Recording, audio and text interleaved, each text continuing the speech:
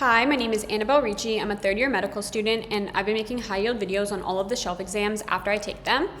This was my second to last rotation, and today I just started my last rotation of third year, which is psych. I'm not sure if I'm going to be making a video for psych or if this is going to be the last video of this series. I feel like it might be a little hard to make one for psych, but potentially that might be coming next. I'm not really sure where I want to go with this channel in my fourth year. Let me know if there's anything you're confused about or anything you think I should make a video on, and I can definitely make one and we can just go from there. For this video, the slides are going to be in the description. I know that YouTube makes it a little bit blurry. I really don't know how to fix that, but hopefully by accessing them in the description, it'll be helpful. Okay, let's start. So we're going to start with the obstetrics or the OB part of this video. Also, if you're a little worried or stressed about this shelf exam, I feel like this was probably the easiest one I've taken by far. So hopefully that puts you at ease a little bit. And I also want to say in this video, we're going to talk about obstetrics, gynecology, and also a little bit of insurance because this exam did have some insurance questions. Just briefly going over some concepts, make sure you review those before you take the exam. Okay, how do we detect a pregnancy? So the very first thing is a urine pregnancy test. So if we get a positive urine pregnancy test, we suspect they're pregnant. Now, if they're unstable, we're going to send them right to surgery. They want a surgery consult. Maybe it's an ectopic pregnancy that ruptured or something that's making them unstable. Now, if we get a stable patient with a positive urine pregnancy test, we're going to go right to transvaginal ultrasound. Now, if it's an intrauterine pregnancy, we see it on ultrasound, boom, it's confirmed they're pregnant. If we don't see anything in the uterus and we maybe see an adnexal mass, we can suspect, okay, maybe they have an ectopic pregnancy, but we're gonna do some further workup to confirm. But let's say we see nothing on ultrasound. So next step, if we see nothing, is to test serum beta HCG again. So the beta HCG discriminatory zone is 1500 to 3500, and that is the level at which an intrauterine pregnancy should be visible on ultrasound. So there's a potential that maybe we're just not seeing it on ultrasound because it's too early or because there's a problem. So we don't want to just jump and say there's a problem because it could just be that it's too early to detect it. So if our serum beta HCG is more than 3500, then we're going to repeat it again and do the transvaginal ultrasound in 2 days because maybe this baby is just taking a little bit longer to appear. We don't want to right away say that there's a problem. If it's less than 3,500, then maybe we're not yet at the point where this pregnancy should be seen on ultrasound. So again, we're going to repeat the beta HCG in 2 days, wait for it to be over 3,500 before we do the transvaginal ultrasound again. So regular serum beta HCG should increase by about 35% every 2 days in the first 10 weeks of pregnancy. So if it's rising slower, we're thinking, okay, maybe this is an ectopic pregnancy or it's just a non-viable pregnancy. If it's rising quicker, maybe we're thinking there's some kind of beta HCG tumor, so like a choriocarcinoma, or maybe it's a hydatiform mole, or maybe it's twins. So we're not 100% sure, and that's why we want to do the ultrasound to confirm what we're seeing or what we're being told with the beta HCG levels. Okay, so if we suspect an ectopic pregnancy, if we don't know the location, but we're just yeah, the beta HCG was not rising how we wanted it to, and we suspect it might be ectopic, we're gonna do a diagnostic DNC and repeat the beta HCG.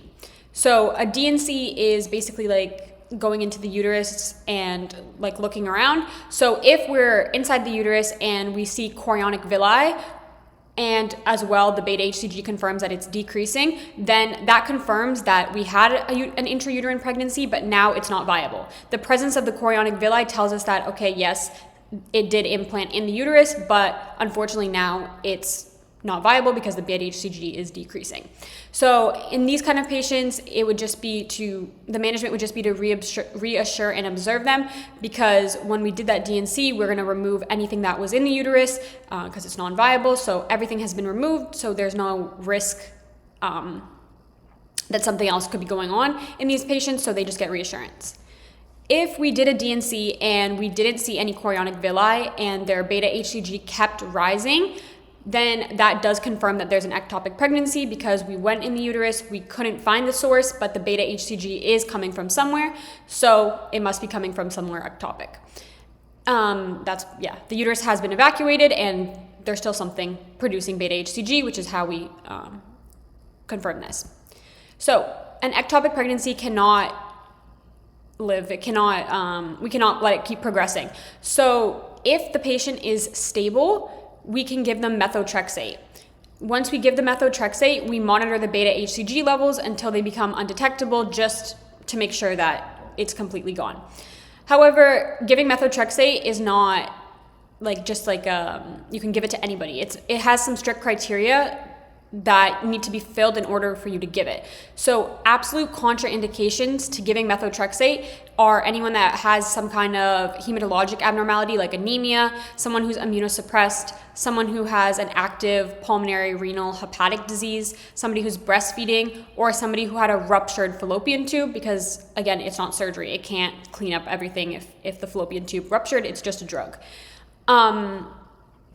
Relative contraindications to methotrexate are if the size of the ectopic mass is more than 3.5 centimeters, if there's fetal cardiac activity, and if the beta HCG level has reached more than 5,000.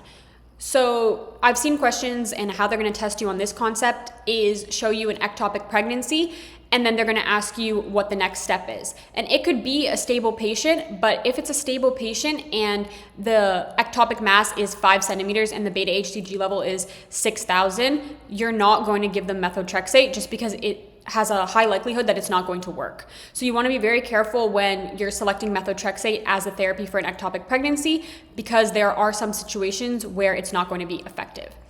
Now, if it's an unstable pregnancy, beta HCG greater than 500, or any of these contraindications to methotrexate that I listed, then the management is surgery, whether it's a salpingostomy or salpingectomy, where they just remove the contents from the fallopian tube or remove the whole tube. That depends. Okay, now talking about pregnancy screening guidelines. So once the pregnancy is confirmed, this is how often we're going to be seeing the patient and what we screen for in every routine pregnancy. So the first trimester lasts from 0 to 14 weeks, and we see the patient one time a month. So in the first prenatal visit, this is something that is standard that every pregnant patient is going to undergo.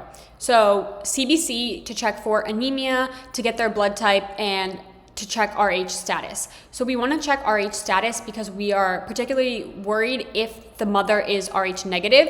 If she's RH negative, that means that, and her partner is RH positive, that means that there's a potential that she could develop antibodies against RH, which could then later go and attack the baby, which we'll talk about later. We also do an indirect Coombs test to check if she has already developed these antibodies, and if she has, that means we can't give her things like a RhoGAM shot or something maybe to prevent this from happening. We also do a urinalysis and urine culture for asymptomatic bacteriuria. Now, asymptomatic bacteriuria is defined as no symptoms, but there is a bacteria in the urine, and we treat this if there are more than 100,000 colonies of whatever bacteria, like E. coli or whatever it is, in the urine. So if there's only 1,000 or 100, you don't necessarily have to treat, but once it hits that 100,000 threshold, even if there's no symptoms, you treat them. We screen all patients for Hep B, C, HIV, and syphilis. Now, if they're less than 24 or high risk, we also screen for chlamydia and gonorrhea. We check if they're immune to rubella and varicella. So if the mom is not immune, we want to give her the vaccines, but we can't do this until after birth because these are live vaccines. So remember, never give live vaccines during pregnancy. But if the mom is infected with varicella and she has a rash, if it's 5 days before delivery or 2 days after delivery, even if it comes 2 days after delivery, we want to give the baby the varicella immunoglobulin because we can't give them the vaccine until they're 1, and we want to give them some kind of protection against this because if their mother had it, then they could potentially be at risk. We also do a verbal screening for recreational drug use because that could, again, put the baby at risk. So from 10 weeks and on, we can do cell-free fetal DNA testing. This is just a screening test, and usually it's done in people that have risk factors for like a fetal aneuploidy, like for example, older maternal age, like maternal age over 35. But this test is only for screening. So if it detects something, it's not confirmatory, and you can't say somebody has trisomy 21 or something from this test. You would then go on and do chorionic villus sampling if they're between 10 to 14 weeks in their pregnancy, or amniocentesis if they're greater than 15 weeks along. Similarly, from 10 to 14 weeks, we could do the first trimester combined screening testing, which is again just a screening test. And usually if you do one of them, you won't do the other one. But this one consists of nuchal translucency, which is an ultrasound, beta HCG, and PAPA. So if it detects increased nuchal translucency, increased beta HCG, and decreased PAPA, we would assume that, or we could infer that maybe this baby is at risk of trisomy 21, but we're not going to definitively say that because this is only a screening test. Similarly, if we have increased nuchal translucency, decreased beta HCG, and decreased PAPA, this is increased risk of Edwards syndrome or trisomy 18, but just a screening. So again, abnormal result would be followed up with chorionic villus sampling or amniocentesis, depending on what week they are in their pregnancy. Okay, in the second trimester, this ranges from 14 to 28 weeks, and we still get visits from the patient one time a month. From 15 to 22 weeks, we can do the triple and quad screening tests, which are the same kind of idea as the last screening test, but this one tests AFP, inhibin A, beta HCG, and estriol. So we would be worried, one of the things we'd be worried about in this test is if we saw an increased AFP. Now again, it's a screening test, so we're not going to right away say that there's a problem if there's increased AFP, but we want to do further workup. So if there's increased AFP, we're going to do an ultrasound to just confirm that we have the correct gestational age. Because one of the main causes of this is that it's a dating error, and they're actually farther along in their pregnancy than we thought they were. It could also be twins, or it could be a dead fetus leaking AFP, or there could be some other kind of abnormality. So if we found defects on the ultrasound, then that's diagnostic, and we go based off what we see on the ultrasound. If no defects are found, and we're still kind of like suspicious, we can do an amniocentesis to measure the acetylcholine esterase and AFP, and if those are high, that confirms a neural tube defect. If we found an omphalocele on ultrasound, we want to do a fetal karyotype because that's associated with trisomy 13 and trisomy 18.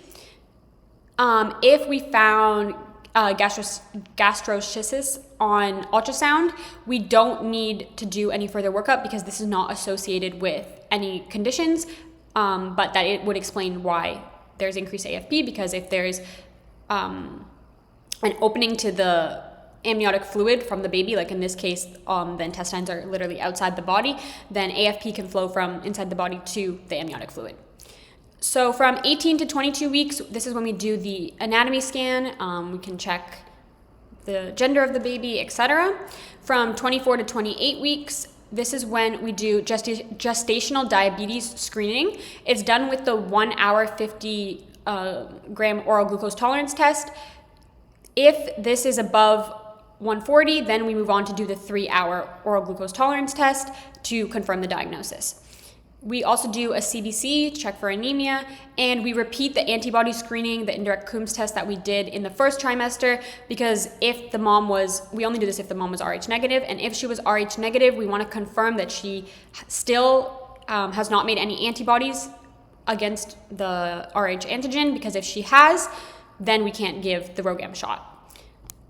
So gestational diabetes screening. If the patient is high risk, we screen them in the first trimester, which could be done like at the initial prenatal visit. So what would be considered high risk? If they're obese and they had a prior baby with gestational diabetes, if they had a prior macrosomic infant, so it doesn't necessarily need to have a confirmed diagnosis of diabetes, maybe it's just really likely because of how big the baby was. If they had a first degree relative, PCOS, or their age is greater than 40, then we would screen for gestational diabetes in the first trimester. But if it's a typical pregnancy, we screen between 24 to 28 weeks with the 1 hour test. Now, postpartum, if the patient had gestational diabetes, we want to screen them again at 6 to 12 weeks. If it's normal, we can test them again in 1 to 3 years. And if it's abnormal, we're going to diagnose them with type 2 diabetes now. Okay, in the third trimester, this goes from 28 weeks to delivery. So first they're going to increase their visits to twice a month, and then once a week once it hits 36 weeks. So the Tdap vaccine is going to be given one time in pregnancy. It's given one time in every single pregnancy, even if she's up to date on her vaccines and just got one. Doesn't matter, she still gets it in this pregnancy to kind of try to give some to the baby. 28 weeks, if they were Rh negative and they still are not sensitized, so when we retested them with the indirect Coombs test, it still came out that they did not have antibodies against Rh, then they get a RhoGAM shot. However, if the father is confirmed Rh negative and the mother is confirmed Rh negative, this is not necessary. So this is only for an Rh negative mother and an Rh positive or unknown father. From 36 to 38 weeks, we do the GBS screening. So GBS screening is for group B strep, and we do a vaginal rectal swab. And if it comes back positive, that means that the mother's area is colonized with group B strep. So we want to give intrapartum penicillin during labor so that the baby doesn't get sepsis, because that is like the number one cause of early onset sepsis in newborns. Additionally, in high-risk patients, so those who are under 24, if they had a prior STI, multiple partners, sex workers, etc., they get repeat STI screening in the third trimester, but that's not standard for everybody. Okay, now I want to talk more about GBS screening. So they get intrapartum penicillin if they screen positive. They also get it without needing screening if they had GBS bacteriuria or UTI in this current pregnancy, if they had a prior infant with neonatal GBS sepsis, if they have unknown GBS and they're at less than 37 weeks, they have a fever, or their membranes have been ruptured for more than 18 hours. So they can trick you with these guidelines like a lot, so kind of think about them and make sure you like fully understand, because they could say that, you know, somebody comes and they're pregnant and it's 36 weeks and their water just broke and they never had their GBS screening, but their previous infant was super sick and had sepsis right when they were born. Then you can assume, okay, I need to give this person intrapartum penicillin because they had a prior infant that had GBS sepsis. So they're gonna like try to trick you and ask these questions without directly telling you this word for word, so kind of understand what they're trying to say. If they're allergic to penicillin, if it's a minor allergy, you can give cefazolin instead, or if it's a major allergy, you can give clindamycin instead. So the two situations where you don't need antibiotics would be if they're unknown, it's at term, they have no fever, and their rupture of membranes lasted less than 18 hours. They don't need antibiotics in this situation. So it's important to know when they do need antibiotics and when they don't need antibiotics. If they're GBS positive and they had a scheduled C-section that happened before their membranes ruptured, so before they went into labor technically, you do not need to give them penicillin, because they're not giving birth to their baby vaginally. The baby's not going to pass through the tract that's colonized by GBS. Okay, indications for the RhoGAM shot. So like I said before, this is only for people who are Rh negative and not yet sensitized. They don't yet have antibodies against Rh. So routine prophylaxis is given at 28 weeks, even if it was given earlier in pregnancy for reasons that I'll go over, but even if it was given earlier in pregnancy, you're still gonna give it again at 28 weeks. You also give it within 72 hours after delivery of an Rh positive infant, because there was blood mixing during labor and you want to try to prevent the mother from forming those antibodies in case she has future pregnancies. So you also give it after any possible blood mixing event. So if there was vaginal bleeding, miscarriage, abortion, ectopic pregnancy, they had amniocentesis or chronic villus sampling, there was abdominal trauma after a motor vehicle accident, external-cephalic version, any possible scenario where the mother and baby's blood could mix, you give this shot to prevent the mother from forming those antibodies, and that's kind of also how they could trick you in these kind of situations.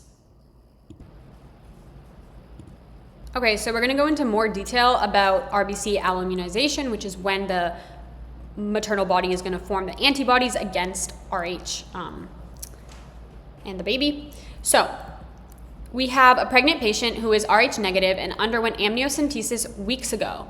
Now their ultrasound shows fetal ascites, skin edema, and placentalomegaly. Why?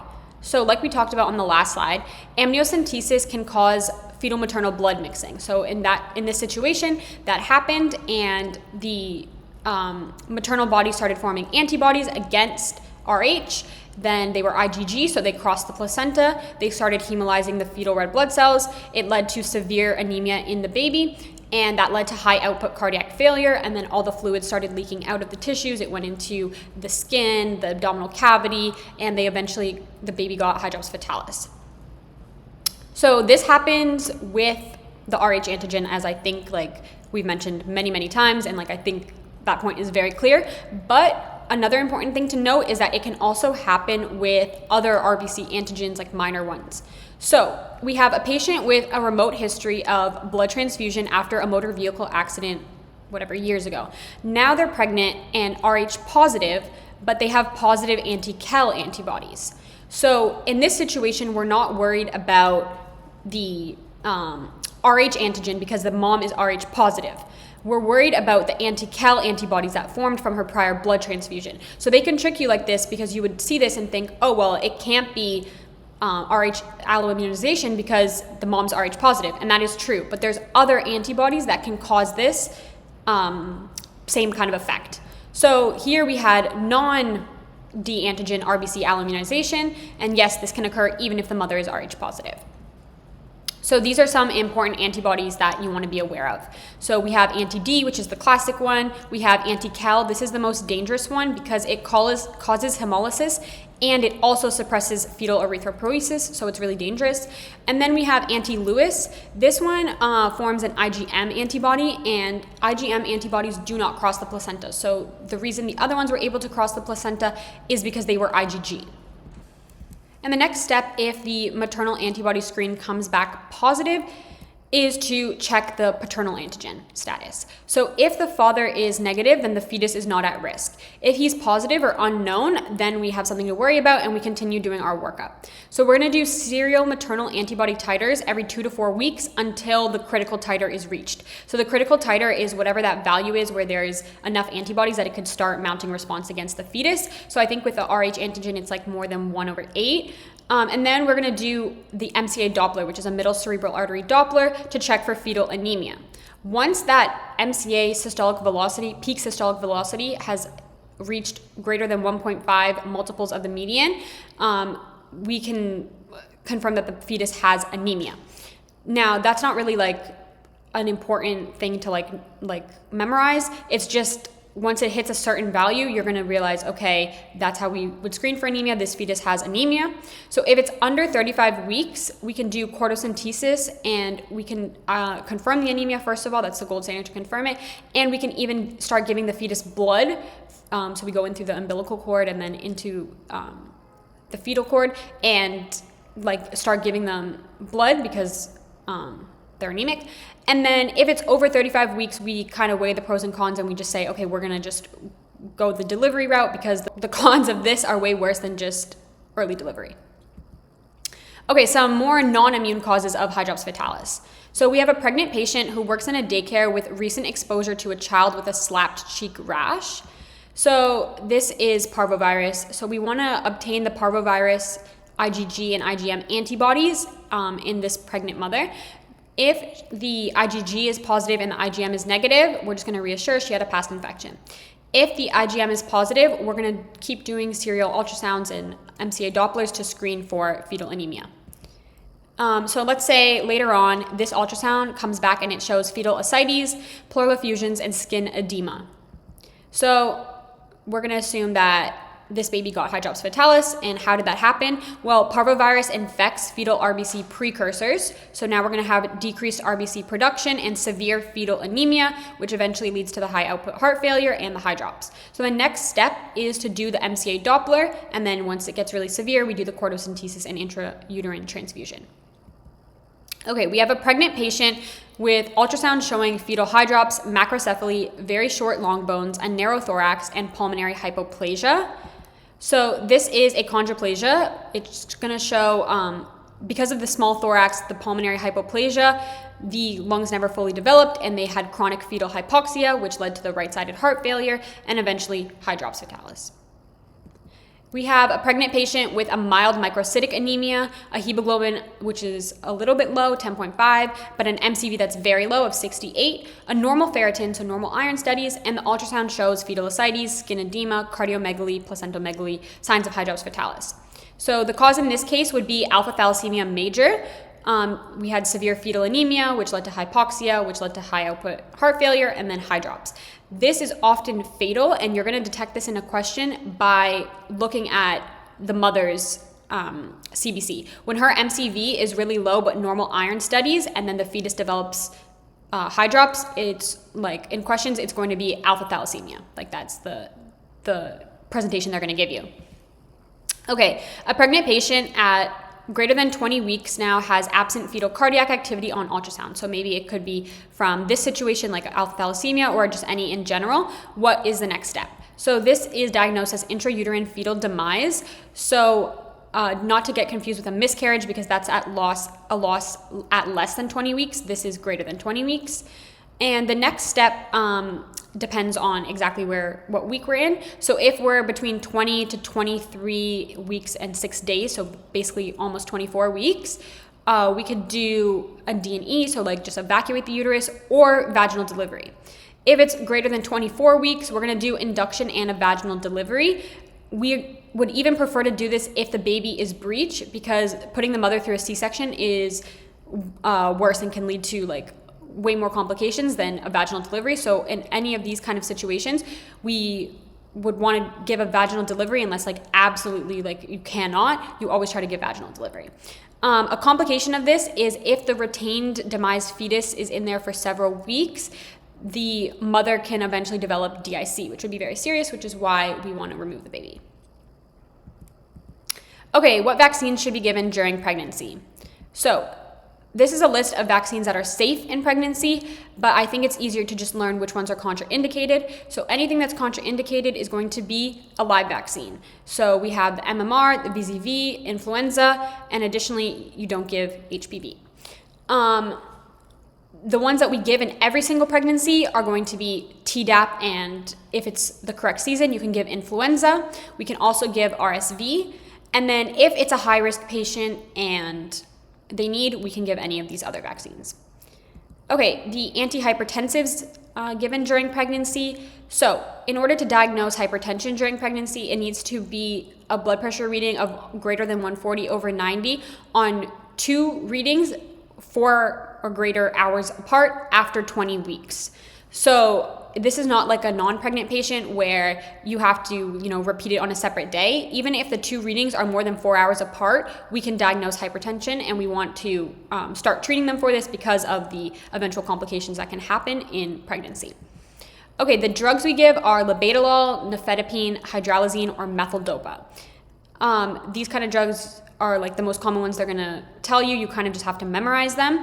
Methyldopa is not used for acute management. So the others you can use if it's like a severe situation where the blood pressure is super high and you want to lower it quickly. You would not use methyldopa in that situation. So I've seen questions where they're going to describe that exact situation and they're going to give like 2 of these drugs, like hydralazine and methyldopa. You would pick the hydralazine just because methyldopa is not for acute management. Otherwise, they don't really get into the specifics too much about when to pick which drug, except for labetalol. You wouldn't use it if the person is bradycardic. If a patient comes in for preconception counseling and they haven't yet gotten pregnant and they already have hypertension and they're taking like an ACE or something like that, switch them to one of these drugs. And like I said before, if the blood pressure is over 160/90 and they need urgent control, pick one of the other drugs. Don't pick methyldopa. Okay. Hypertensive disorders of pregnancy. So we have hypertension in a pregnancy less than 20 weeks, or it persists more than 12 weeks postpartum with normal beta HCG. This is chronic hypertension. If we have hypertension in a pregnancy at less than 20 weeks with new onset hypertension, proteinuria, markedly elevated beta HCG, the uterine size is greater than the date, and vaginal bleeding, we're going to assume some kind of gestational trophoblastic disease. So that's kind of like an umbrella term for the moles. So a complete mole is going to be karyotype 46XX or XY, most commonly XX, and it's an empty egg that gets hit with a sperm or two sperm. It's not going to result in a fetus, and you're going to have very high beta HCG. It's going to be a snowstorm uterus, and they're going to get hyperemesis gravidarum because of the really high beta HCG levels. They can also get bilateral fecal lutein cysts, and they can get hyperthyroid symptoms because the beta HCG is very similar to TSH, that it stimulates the thyroid. Partial mole is going to be 69XXX or XXY, and this is from one egg and two sperm, and they're going to have abnormal fetal tissue. They're going to have a lower beta HCG, but still high, and they're going to have focal trophoblastic proliferation, so they're going to have some fetal tissue with some irregular tissue. The management of a mole is suction curettage. You have to go in there and just remove everything from the uterus. And then after that, you keep doing beta HCG monitoring for 6 months and give them contraception because you do not want them to get pregnant in this time, because after a mole, they are at risk of choriocarcinoma. So choriocarcinoma is when this trophoblastic tissue kind of turns malignant, and it happens after a mole or an abortion or even a normal pregnancy, and they're going to get very high beta HCG levels, persistent vaginal bleeding, and it metastasizes to the lungs and the brain. So early on, like maybe after someone had a mole, they're going to present and they're going to be coughing up blood, and you could think, oh, okay, something metastasized to the lungs and they just had a mole pregnancy. Okay, it's probably choriocarcinoma. So you want to be able to detect if they developed choriocarcinoma, which is why we want them on contraception and monitoring their beta HCG levels, because we want to make sure that if it rises, it's choriocarcinoma and not just another pregnancy. Okay, hypertension at greater than 20 weeks and no protein or end organ damage. This is gestational hypertension. You would just manage it with the drugs we talked about in the last slide. Hypertension at more than 20 weeks with proteinuria, which is defined as a urine protein to creatinine ratio more than 0.3. So be careful and kind of know this value, because they could give you this kind of situation and the urine protein creatinine ratio is like 0.1, then that would be more gestational hypertension and not necessarily preeclampsia. This is preeclampsia without severe features because the only thing that we have is the proteinuria. What would make it severe is if we had features of end organ dysfunction, such as super high blood pressure of over 160 over 110, low platelets, increased creatinine, increased LFTs, pulmonary edema, headache, vision changes, stuff like this. How do we manage preeclampsia? So if there's no severe features and we're at less than 37 weeks, we just keep doing expectant management. If it's hit 37 weeks, you're safe to deliver this baby. You don't keep it anymore because of the other risks that come with preeclampsia. If it has severe features and it's greater than 34 weeks, you can stabilize, give magnesium sulfate, antihypertensives, and then delivery. So severe features, you would deliver by 34 weeks, no severe features by 37 weeks. If it's severe features and less than 34 weeks, you can admit, again, give the magnesium, blood pressure control, steroids because it's less than 34 weeks, which I'll go into in a second, and close monitoring, maybe eventually delivery, but usually you want to try to wait till that 34-week mark. Okay, if we had preeclampsia and then they developed a seizure, now this is eclampsia, so eclampsia is managed with magnesium sulfate and then immediate delivery. So when we have preeclampsia, or this like preeclampsia spectrum of disorders, and we're giving magnesium sulfate, we want to be aware of magnesium toxicity, and this is going to present as respiratory depression, areflexia, and pulmonary edema. So they could say someone was just treated for preeclampsia and now their deep tendon reflexes are 1+. You're going to be worried, oh, they developed magnesium toxicity, we gave too much magnesium when trying to treat the preeclampsia, and you're going to give them calcium gluconate. Okay, hepatic disorders of pregnancy.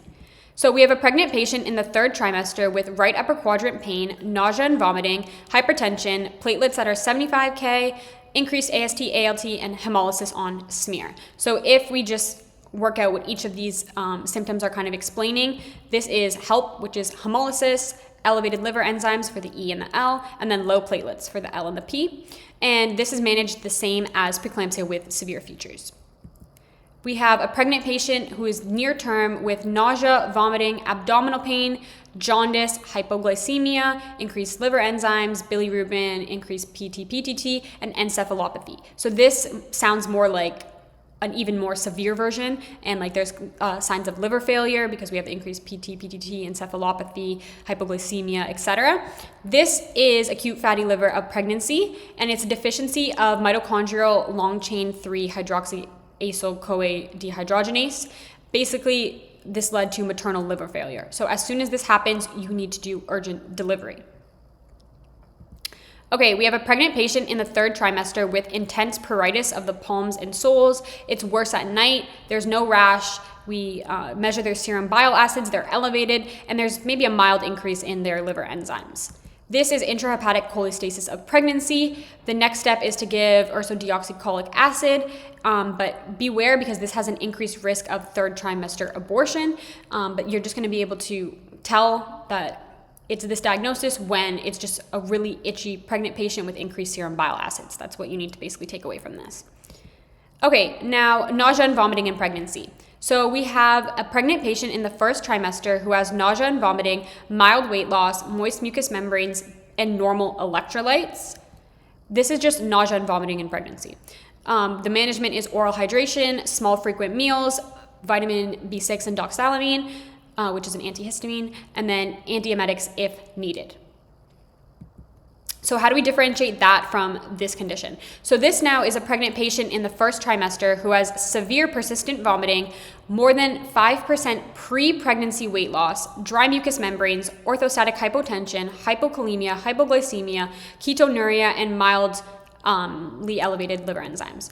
So in this case, this is hyperemesis gravidarum, where we can tell that it's hyperemesis gravidarum because it's more serious than just nausea and vomiting of pregnancy. They lost more than 5% of their pre-pregnancy weight. If it says that they just lost a pound or 2 in pregnancy, that doesn't necessarily make it hyperemesis gravidarum. It has to be a pretty significant amount of weight that they lost more than 5% of their pre-pregnancy weight. So don't just see weight loss and jump to immediately hyperemesis gravidarum. That doesn't necessarily make it hyperemesis gravidarum. If they have ketonuria because they've been so malnourished for a while that their ketones had to kick in, they weren't getting enough glucose, that they spilled into the urine, now they have orthostatic hypotension, dry mucous membranes, etc., that's when we jump to this diagnosis. And this is more serious. They need to be managed inpatient with IV fluids and IV antiemetics. And a complication that we need to look out for is Wernicke encephalopathy because they've been malnourished. So we want to give them thiamine first. If you give them glucose right away, they can develop thiamine deficiency. Okay, measuring gestational age. So the best dating method is a 1st trimester ultrasound using the crown rump length, and it's going to be accurate by about 5 to 7 days. You can also use a last menstrual period if they had regular cycles. Now, if you do an ultrasound in the 3rd trimester, the accuracy decreases. It's only accurate by about plus minus 3 weeks. So you want to ideally have a 1st trimester ultrasound because that is the most accurate within about a week of whatever date they're actually at. So if we had a pregnant patient that was dated in their 1st trimester by ultrasound, now they have a 3rd trimester ultrasound that's 2 weeks behind, what is the next step? Never change the date. You had a 1st trimester ultrasound and it was more accurate and it told you that the fetus is approximately at this gestational age. Don't change it because now in the 3rd trimester it's estimating that you're at a different gestational age. No, because the 3rd is not as accurate. So then you would continue the workup, evaluate for fetal growth restriction, see if it's just an error or if maybe the baby's starting to lag in growth. Okay, let's go over some factors that would make you think of cervical insufficiency. So if we had a 2nd trimester cervical length that's less than 25 millimeters on ultrasound, if we had more than 2 consecutive 2nd trimester pregnancy losses, and a dilated and effaced cervix on physical exam. If we have a pregnancy patient with no prior preterm birth, but the cervical length is 20 millimeters and it's before 24 weeks, what is the next step? To give vaginal progesterone to try to keep the baby in for as long as possible and prevent the cervix from dilating. If we have a pregnant patient with a prior spontaneous preterm birth and normal cervical length, what is the next step? We want to keep doing serial transvaginal ultrasounds and measuring the cervical length between 16 and 24 weeks just to make sure that it's not going to shorten and then put them at risk of cervical insufficiency. If we have a pregnant patient with a prior spontaneous preterm birth and a cervical length of 20 millimeters before 24 weeks, we want to do a cerclage and vaginal progesterone. So that is basically where you sew the cervix closed so that the baby can't essentially fall out, and you also can give vaginal progesterone just to try to like support. If we have a pregnant patient who is less than 24 weeks with painless cervical dilation on exam, what is the next step? That would be to do a rescue cerclage immediately and try to close the cervix because, again, it's already starting to dilate. You don't want any like fetal membrane or fetal parts to make it out of the cervix. Okay, if we have antepartum bleeding, so bleeding that's happening when the baby is still inside. We have a pregnant patient who is more than 20 weeks with painless bright red vaginal bleeding, a non-tender uterus, normal fetal heart tracing, and a history of a prior C-section. This is placenta previa.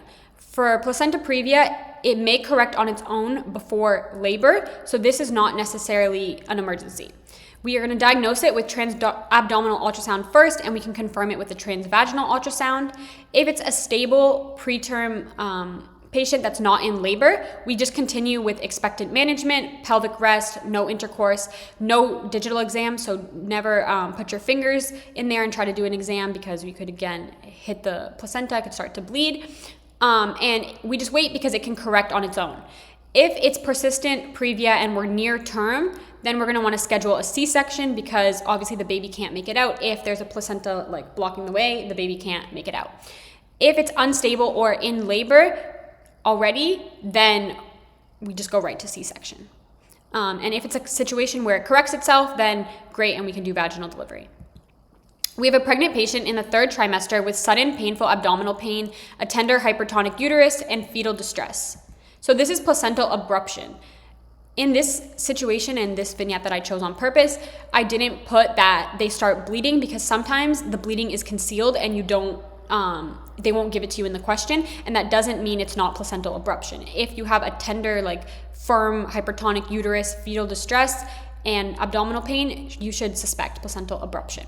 So it's a clinical diagnosis. Ultrasound can be normal. It doesn't rule it out. The initial management is to stabilize. So stabilize the mother, put her in the left lateral position, give her IV fluids, blood, etc.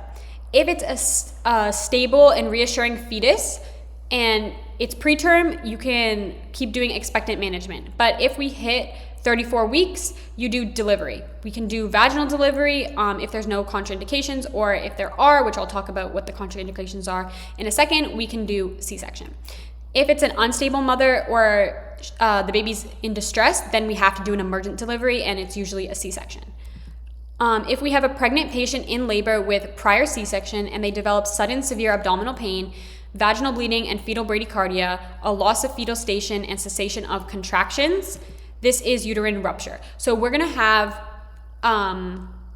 somebody in labor and they're gonna get severe abdominal pain, and their history is usually going to say they had a prior uterine surgery, whether it's a myomectomy or a prior C-section or something where there was a surgery that went into their uterus before, because that is a risk factor for it now rupturing.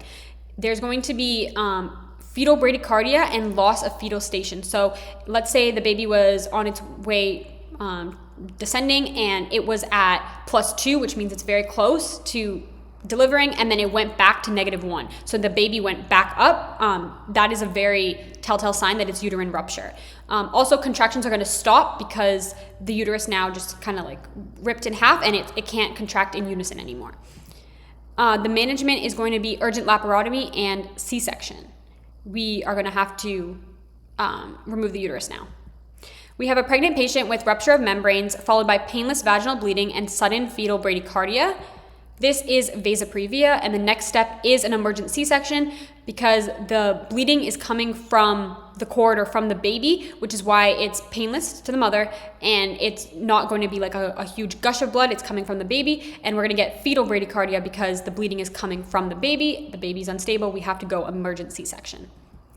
So in summary, if it's painful bleeding, it's placental abruption uterine rupture. If it's painless bleeding, it's placenta previa or vasoprevia. Okay, ovarian tumors that can be detected during pregnancy. So we have a pregnant patient with a molar pregnancy, so they have very high beta HCG, they have hyperemesis gravidarum, they have bilateral multicystic ovarian enlargement. These are going to be fecal lutein cysts. The management is reassurance, and they will resolve when the beta HCG normalizes. We have a pregnant patient with bilateral solid ovarian masses, maternal virilization, and possible virilized female fetus. This is going to be a luteoma. Again, we're going to do reassurance. It resolves postpartum, and it's just due to the hormones in pregnancy. They get solid masses, and they're going to secrete androgens, which is why the mother, and maybe if it's a female fetus, can become virilized. So this is different from fecal lutein cysts because those are cystic masses, and these are solid masses and cause virilization. A pregnant patient in first trimester with unilateral simple ovarian cyst and mild pelvic pain. Pregnancy is otherwise normal. So this is a corpus luteum cyst. Management is just reassurance unless it ruptures or there's torsion. We have a non-pregnant or pregnant patient with rapidly progressive virilization and a unilateral solid ovarian mass. So this is different than a luteoma. This doesn't necessarily have to be in a pregnant woman, and it's a unilateral solid mass. This is a Sertoli-Leydig tumor. And management is surgical removal. Do not biopsy any ovarian tumor because there's a risk of seeding. Okay, now fetal virilization disorders. We have a newborn with ambiguous genitalia, hyperpigmentation, vomiting, dehydration, hyponatremia, hyperkalemia, low cortisol. This is classic 21-hydroxylase deficiency, congenital adrenal hyperplasia. We have a newborn with ambiguous genitalia, and we have the hyperpigmentation because from the high ACTH, and we have the electrolyte abnormalities because this is the classic 21-hydroxylase deficiency. So we have low aldosterone, high androgens, and low cortisol. If this was the non-classic, it could present in teenagers, and they might not necessarily have the hyponatremia, hyperkalemia, electrolyte deficiency, or the ambiguous genitalia, but you would notice it when they're going through puberty. So we have a pregnant patient who develops progressive increased hair on her chin during pregnancy, and then she delivers a virilized female infant. So this is aromatase deficiency. The placenta cannot convert androgens to estrogens, so all the extra androgens are just getting expressed. So the mother is getting increased hair on her chin, and if it's a female fetus, she can also feel the effects. So in this kind of situation, we would think of aromatase deficiency, and you're not going to have masses on the ovaries like you would in, like, if it was a luteoma, for example, or like a Sertoli-Leydig tumor. This is just because of a placental enzyme deficiency.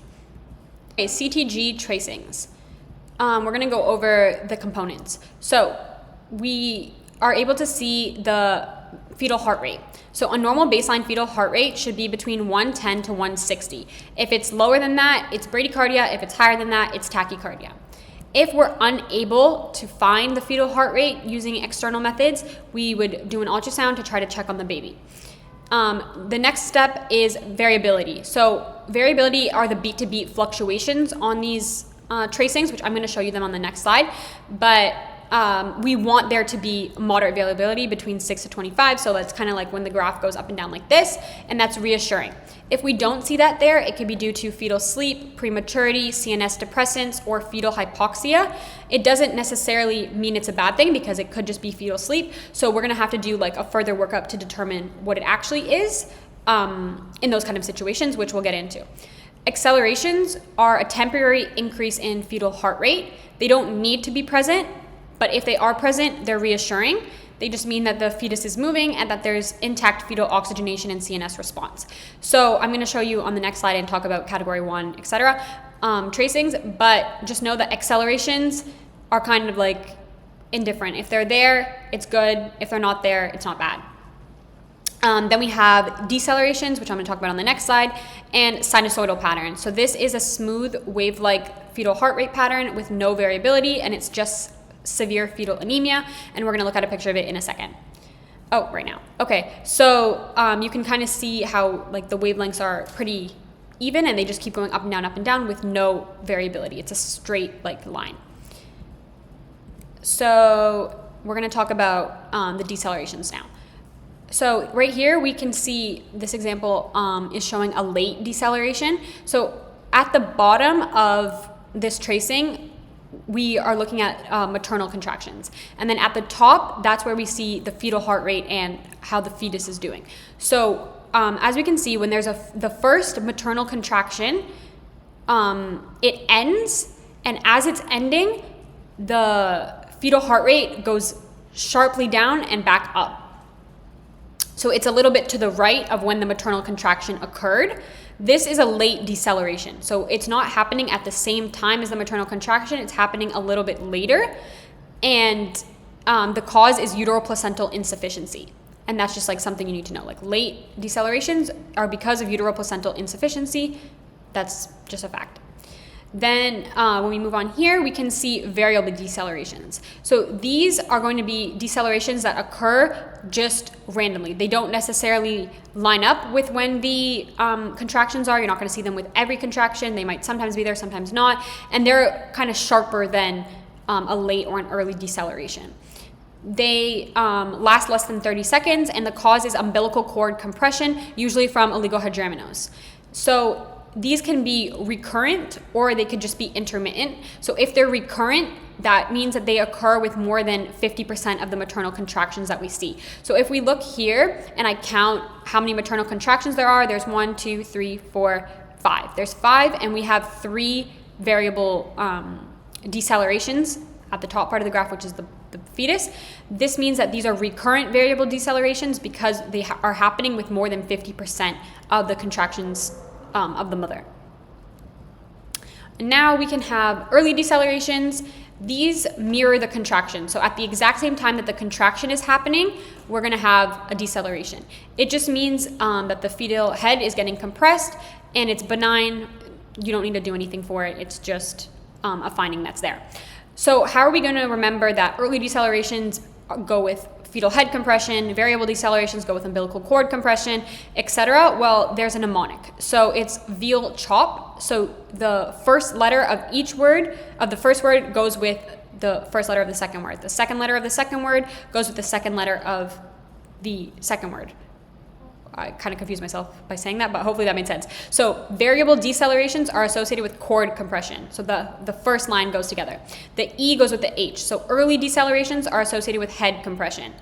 Accelerations are okay. If they're there, cool. If they're not there, it doesn't matter. So an acceleration would be the same thing that we're looking at on this fetal heart tracing, but it would go up instead of going down.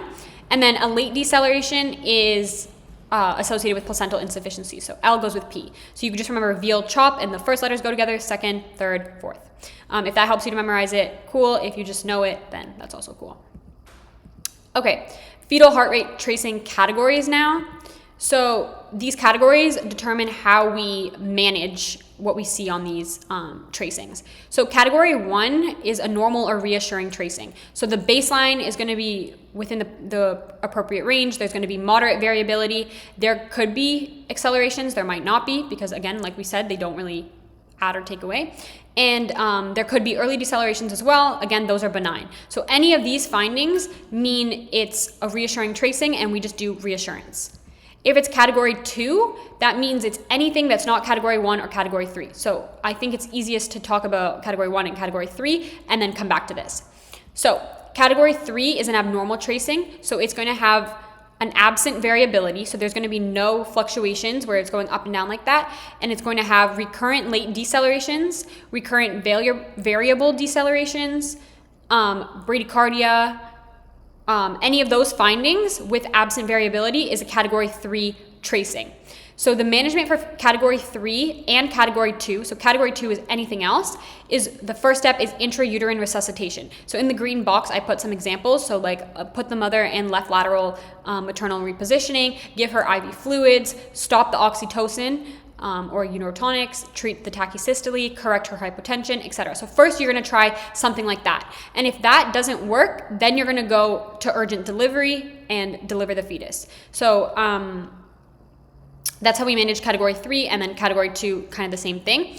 Now, the thing about recurrent variable decelerations, which is what I showed on the last slide where I said that it occurs with more than 50% of the maternal contractions, we can try, after we try intrauterine resuscitation, we can try an amnio infusion. An amnio infusion is where we're going to kind of insert fluid to try to relieve the cord compression that's happening.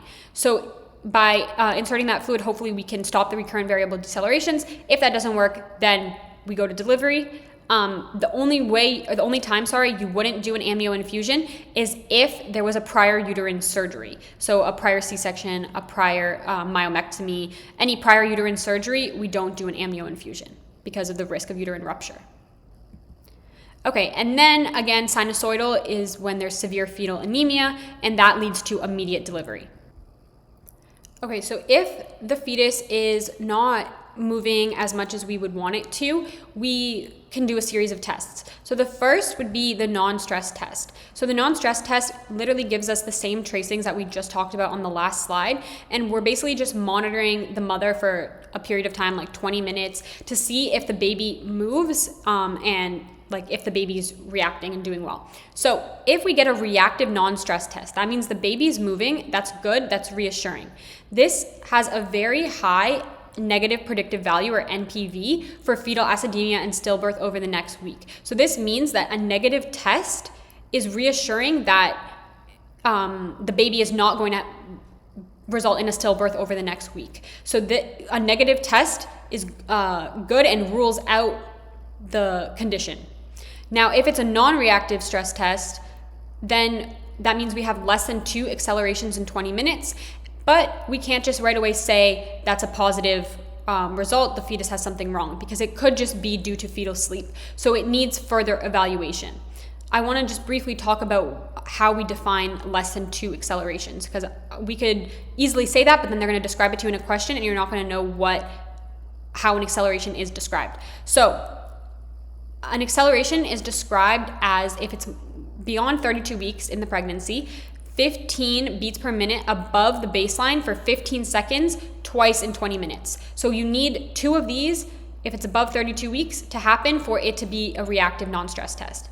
If it's below 32 weeks, we need 10 beats per minute above baseline for 10 seconds, 2 times in 20 minutes. So if this criteria is hit, there's a high negative predictive value, the fetus is okay. If it's not, then we move on to further testing. So we can extend the test to 40 minutes or use vibroacoustic stimulation to see if the baby was just asleep. If it's still non-reactive, we move on to biophysical profile or contraction stress tests. So the BPP is antenatal testing. So it can be done if the non-stress test, for example, was non-reactive, or if any of these other conditions are met. So you start it at around 32 weeks for high-risk pregnancies. So somebody who has gestational hypertension or preeclampsia, diabetes, fetal growth restriction, oligohydramnios, SLE, antiphospholipid syndrome, etc. These people are going to get regular BPPs weekly. If the pregnancy goes beyond 41 weeks, so if it's kind of like a post-term pregnancy, they're going to get twice weekly NSTs and BPPs. So that's just like to be aware of, like, you're like, when would we do this? These are the situations we would do it. The components of a BPP are the amniotic fluid. You want to make sure there's a single deepest vertical pocket more than 2 centimeters. You want to make sure there's a non-stress test that's reactive, which we just talked about the components and what that means. A fetal tone. So fetal tone means more than 1 episode of extension and flexion of a limb, or like opening and closing of a hand. You need more than 1 episode of that. You need a fetal breathing episode, so more than 1 episode of rhythmic breathing. So even though the fetus doesn't like breathe oxygen like we do, they still start practicing these movements. So you want to see at least one of these fetal breathing movements happening. And also, you just want the fetus to move. So you want there to be more than 3 body or limb movements within the 30-minute period. And how do we score this? So each category is 0 or 2 points. So it's either they reached the criteria or they didn't meet the criteria. So if it's 8 to 10, they are reassured. If it's 6, they're going to get it repeated in 24 hours if they're at less than 37 weeks, or just deliver if they're at more than 37 weeks. And if it's at less than 4, we're going to do delivery no matter what. Okay, and then finally we have the umbilical artery Doppler. So this is used when there's fetal growth restriction or placental insufficiency. And fetal growth restriction is described as an estimated fetal weight or abdominal circumference less than the 10th percentile. So we're worried in these kind of fetuses, and we're going to measure their umbilical artery Doppler. So if we have fetal growth restriction with a normal umbilical artery Doppler, they're safe for delivery at 38 to 39 weeks. If we have a fetal growth restriction with abnormal Doppler without any absent end-diastolic flow or reversed end-diastolic flow, then we can deliver at 37 weeks. If it's a fetal growth restriction with oligohydramnios, it kind of depends. And then if they have it with absent end-diastolic flow or reversed end-diastolic flow, deliveries between 33 to 34 weeks or 30 to 32 weeks. Now, what does this mean? So when we look at the umbilical artery Doppler, the first example is an example of decreased end diastolic flow. So in a normal situation, we want blood to easily flow into the placenta. We don't want there to be any resistance. So there should be a really high peak, and then the peak right beside should be medium. It should be a little bit higher because we want blood to just keep flowing into the placenta without increased resistance. So decreased end diastolic flow means at the end of diastole, there is too much resistance, or there's some resistance that blood is not easily flowing. Absent means there's so much resistance that it's really hard to flow, and reversed is even worse because now not only is it not flowing through the placental vessels, but it's going a little bit reversed. So that is the most dangerous finding on this umbilical artery Doppler. Okay, we have a pregnant patient with amniotic fluid index less than 5 centimeters. This is oligohydramnios. What are some of the causes? If it's a male fetus with bilateral hydronephrosis and a distended bladder, we can think of posterior urethral valves. So the urethra has like a valve and the urine backs up in the bladder, which eventually backs up to the kidneys, and then the kidneys aren't working as well. They can end up having oligohydramnios because that is usually when the fetus isn't urinating as well to cycle the fluid through and keep the amniotic fluid at a level it's supposed to be at.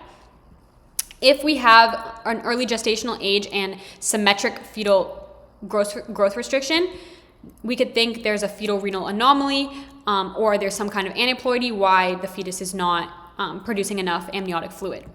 If we have chronic hypertension or SLE, an asymmetric fetal growth restriction, and abnormal umbilical artery Doppler, we're thinking uteroplacental insufficiency, and we just kind of talked about that. The reason that it would be asymmetric fetal growth restriction versus in someone who has like an aneuploidy, it would be symmetric, is because it's going to happen later on in the pregnancy. So if it happens right in the beginning of the pregnancy, the fetus is going to not have the adequate environment to grow all at once. So its head can't grow, its body can't grow, its limbs can't grow. If it happens later in pregnancy due to like a uteroplacental insufficiency issue, the body is going to start shunting all the blood to the fetal head. So the fetal head is still going to be a little bit bigger because it's going to, like as a protective mechanism, try to save the head. And then the rest of the body kind of gets a little bit smaller. So that's why it's asymmetric fetal growth restriction versus when it's symmetric, that's when it happens at the very beginning of the pregnancy. So due to an aneuploidy or like an infection. We have watery leakage, pooling, nitrozyme blue farning, positive farning. This is early rupture of the membranes, whether it's preterm or just preterm premature. Somehow there's fluid leaking out, which is why they got oligohydramnios. Okay, we have a pregnant patient with poorly controlled diabetes at 32 weeks with a fundal height measuring 37 centimeters. This is polyhydramnios. Now there's too much amniotic fluid. So the causes could be maternal diabetes, impaired fetal swallowing, duodenal atresia, multiple gestations, etc. So in maternal diabetes, they're just peeing out excess fluid. If it's impaired fetal swallowing, they can't even swallow the fluid to circle through. So it just there's a lot of fluid that just stays in the outside there. So in pregnancy, the fundal height in centimeters should approximately equal the number of weeks pregnant. So we could tell this was polyhydramnios in this vignette because at 32 weeks, the fundal height was 37 centimeters. There's a discrepancy there. Around 32 weeks, we would want to see that the fundal height is 32 centimeters. Obviously, this is just screening. This is not diagnostic, so you can't for sure say that there's an issue if there is a discrepancy, but it points in the direction of one. Okay, the stages of labor. So the first stage of labor happens between 0 to 10 centimeters dilated. The latent phase goes on from 0 to 5, and once you hit 6, that's the active phase. So if the active phase is not progressing 1 centimeter every 2 hours, we say it's protracted. So that means it's just the cervix is not dilating as it's supposed to. So the next step is to assess contractions. If they're inadequate, give them oxytocin to try to continue move the contractions along so the cervix can continue to dilate. If it's an active phase arrest, so it's not just not moving fast enough, it's not moving at all. This can happen if there's rupture of membranes and no cervical change after 4 hours of adequate contractions, or 6 hours of inadequate contractions despite oxytocin in nulliparous patients, so in patients who have never had a baby before, or more than 2 hours of adequate contractions in multiparous patients, so patients who have had a baby before. Then we need to do a C-section because you already tried giving oxytocin and the membrane, the cervix, is just not dilating at all. It's not moving in the direction you want it to. It's stuck there. That's active phase arrest. It's stuck there. What is the definition of adequate contractions? So we want our contractions to be every 2 to 3 minutes, last about 60 seconds, and be over 200 Montevideo units over 10 minutes. Okay, in the second stage of labor, that's when we've already hit 10 centimeters dilated, and this lasts until delivery. So a second stage arrest would be if it lasts more than 3 hours in a nulliparous patient or more than 2 hours in a multiparous patient. But beware, because if you give epidural, it can prolong this by about an hour each. So that would be more than 4 and more than 3. Then management depends on how far down the baby is. So if the fetal head is at +2 station, which is very close to the bottom, the fetus is about to come out, or lower, you can do an operative vaginal delivery because they're already at 10 centimeters dilated. You can just help them take the baby out. Obviously, you can only do a vaginal delivery if criteria are met. What does that mean? That means that there can't be any contraindications to vaginal delivery. So there can't be a prior classical C-section. So there's a classical C-section and there's a transverse C-section. So the classical one is the one that goes down the middle. We don't want that C-section. That's a contraindication to vaginal delivery. Or if there was an extensive myomectomy or a placenta previa, those kind of things mean you can't do a vaginal delivery. So if the fetal head is above 2+, or there's any contraindications, then we do C-section. In the third stage of labor, when the delivery of the baby happens to delivery of the placenta, it should be 30 minutes long. If the placenta has still not come out and it's been 30 minutes, then we have a retained placenta. So the management would be oxytocin and controlled cord traction. So you kind of pull on the cord and uterine massage. And then if that still doesn't deliver it, then you can manually remove the placenta. Okay, we're going to talk about the management of preterm labor. So preterm labor happens when there are cervical changes, but no membrane rupture before 37 weeks. So if it's less than 32 weeks, we're going to give steroids, GBS prophylaxis, indomethacin, and magnesium sulfate. If it's between 32 to 34 weeks, we're going to give steroids, GBS prophylaxis, and nifedipine. And if it's between 34 to 37 weeks, we're going to just do expectant management and GBS prophylaxis. Maybe steroids, it's not really confirmed. So what are we giving each of these things for? So steroids are given for fetal lung maturity. Now, we can give the steroids, but we want something that's going to make the baby stay a little bit longer so that the steroids have time to work. So that's where the tocolytics come in, and these are kind of to prevent or delay labor. And this is what we use indomethacin if it's less than 32 weeks, or nifedipine if it's between 32 to 34 weeks for. Magnesium sulfate is given at less than 32 weeks for fetal neuroprotection. And we also give GBS prophylaxis to prevent neonatal GBS sepsis like we talked about earlier. Now, if we have premature rupture of membranes. So this happens when we have rupture of membranes and it's preterm labor. So the membrane's ruptured and it's before 37 weeks. So we're having cervical changes before then. It's preterm labor. So management in this situation, so you just diagnose it by a sterile speculum examination and seeing that the membranes have ruptured and the cervical changes. If it's less than 24 weeks, we just do expectant management and the baby will pass on its own usually. If it's 24 to 34 weeks and it's uncomplicated, we give steroids, antibiotics, and just do expectant management and like wait and try to keep the baby in as long as possible. But we can't give a tocolytic, because if we give a tocolytic and the membranes have already ruptured, the baby is at risk of more of an infection, and then they can get chorioamnionitis or something like that, where if we're keeping them inside longer and the membranes have already ruptured, they lost that barrier that's protecting them from an infection. If it's between 24 to 34 weeks and there is an infection already, or there's fetal or maternal compromise, we're going to give antibiotics and delivery, and we can also do magnesium if it's less than 32 weeks. And then if it's 34 to 37 weeks, we're going to do delivery and just GBS prophylaxis. So the most common cause and the reason why this would happen would be an ascending infection, which is especially why we don't want to give tocolytics and delay labor, because if there's already an infection like in the area and then it eventually gets to the baby, we can have worse complications.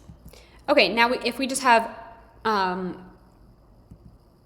premature rupture of membranes, this is when the rupture of membranes happens before there are any cervical changes, so before they've gone into labor, and it's at more than 37 weeks. So it's not preterm, but their membranes ruptured before their cervical changes have happened. Then we're just going to induce the labor. It's an appropriate time for the baby to come out, and we're just going to induce the labor because we don't want them in there for too long and have, again, risk of infection. Okay, what are some complications that can happen during labor?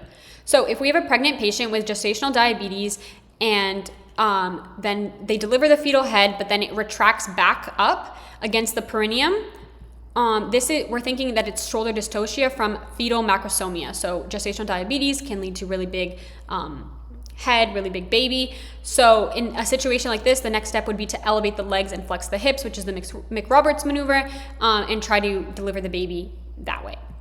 So there are other complications of gestational diabetes, and I think these are like super high yield to know.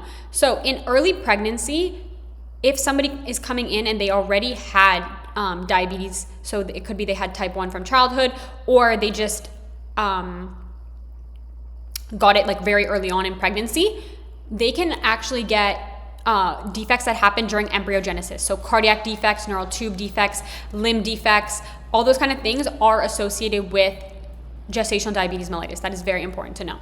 You can also, if it happens now later, so you find it on the routine screening around like 24 to 28 weeks, there are still complications that can happen with the baby, but they might not necessarily be like embryogenic defects. So if the baby can present with hypoglycemia because it was always used to having really high insulin levels because it was used to having hyperglycemia in the womb, then they can have hypoglycemia at birth. They can get like jitteriness, seizures, etc.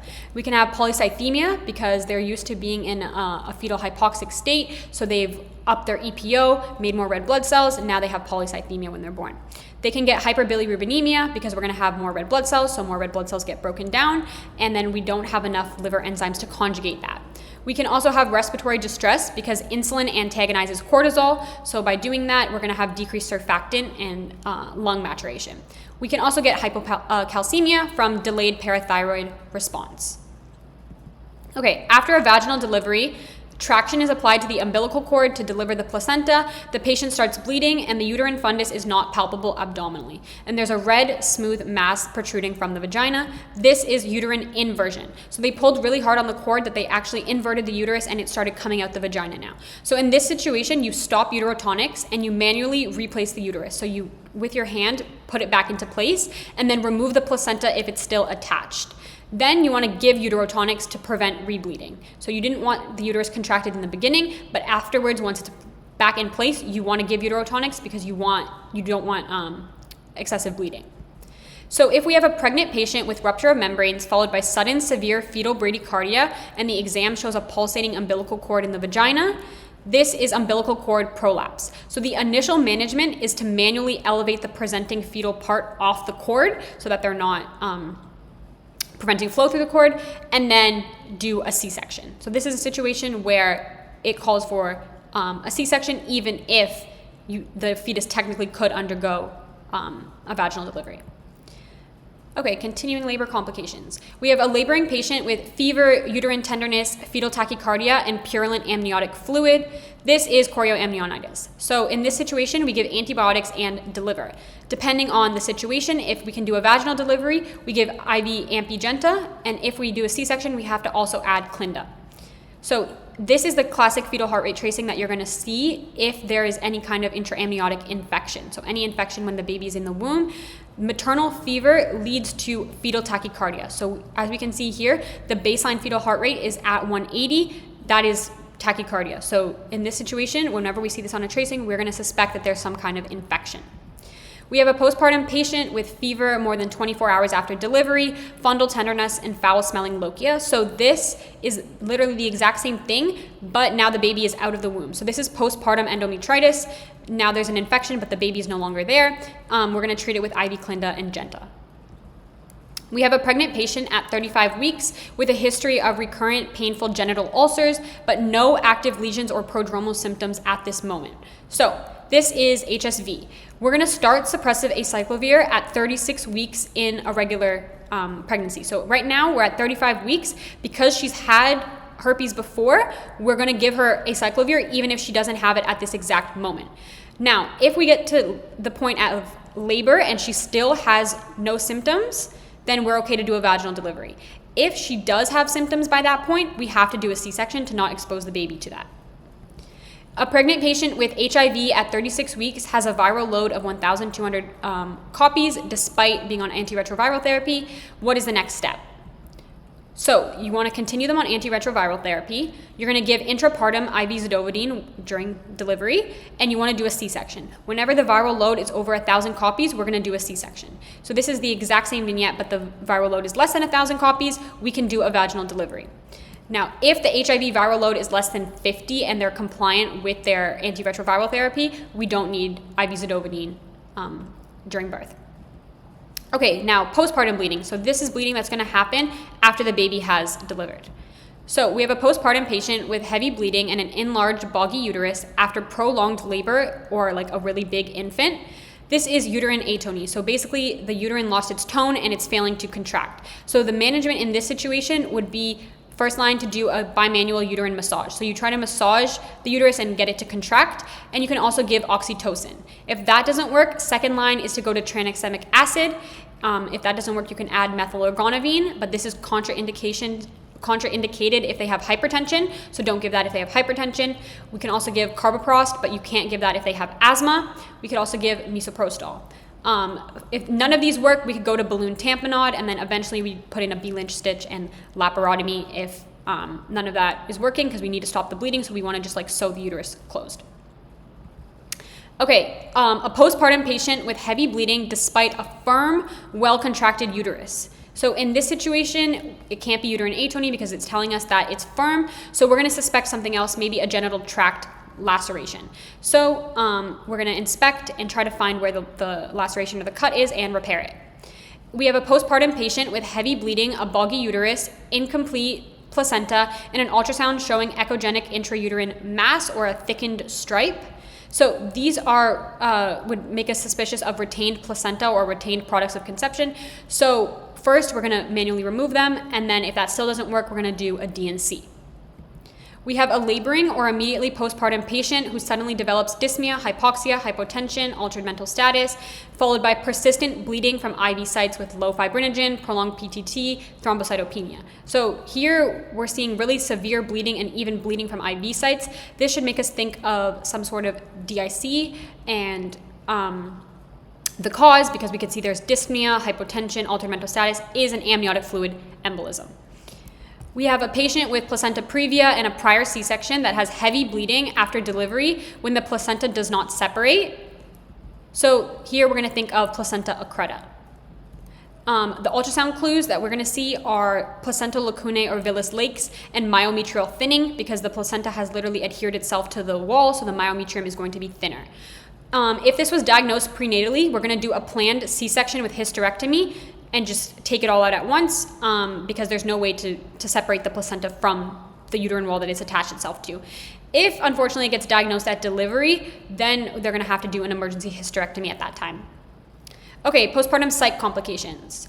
So we have a postpartum patient that gets tearful, they have mood swings, and they're irritable, but it's only been within 2 weeks of delivery. This is just the postpartum blues. You just reassure them, support, etc.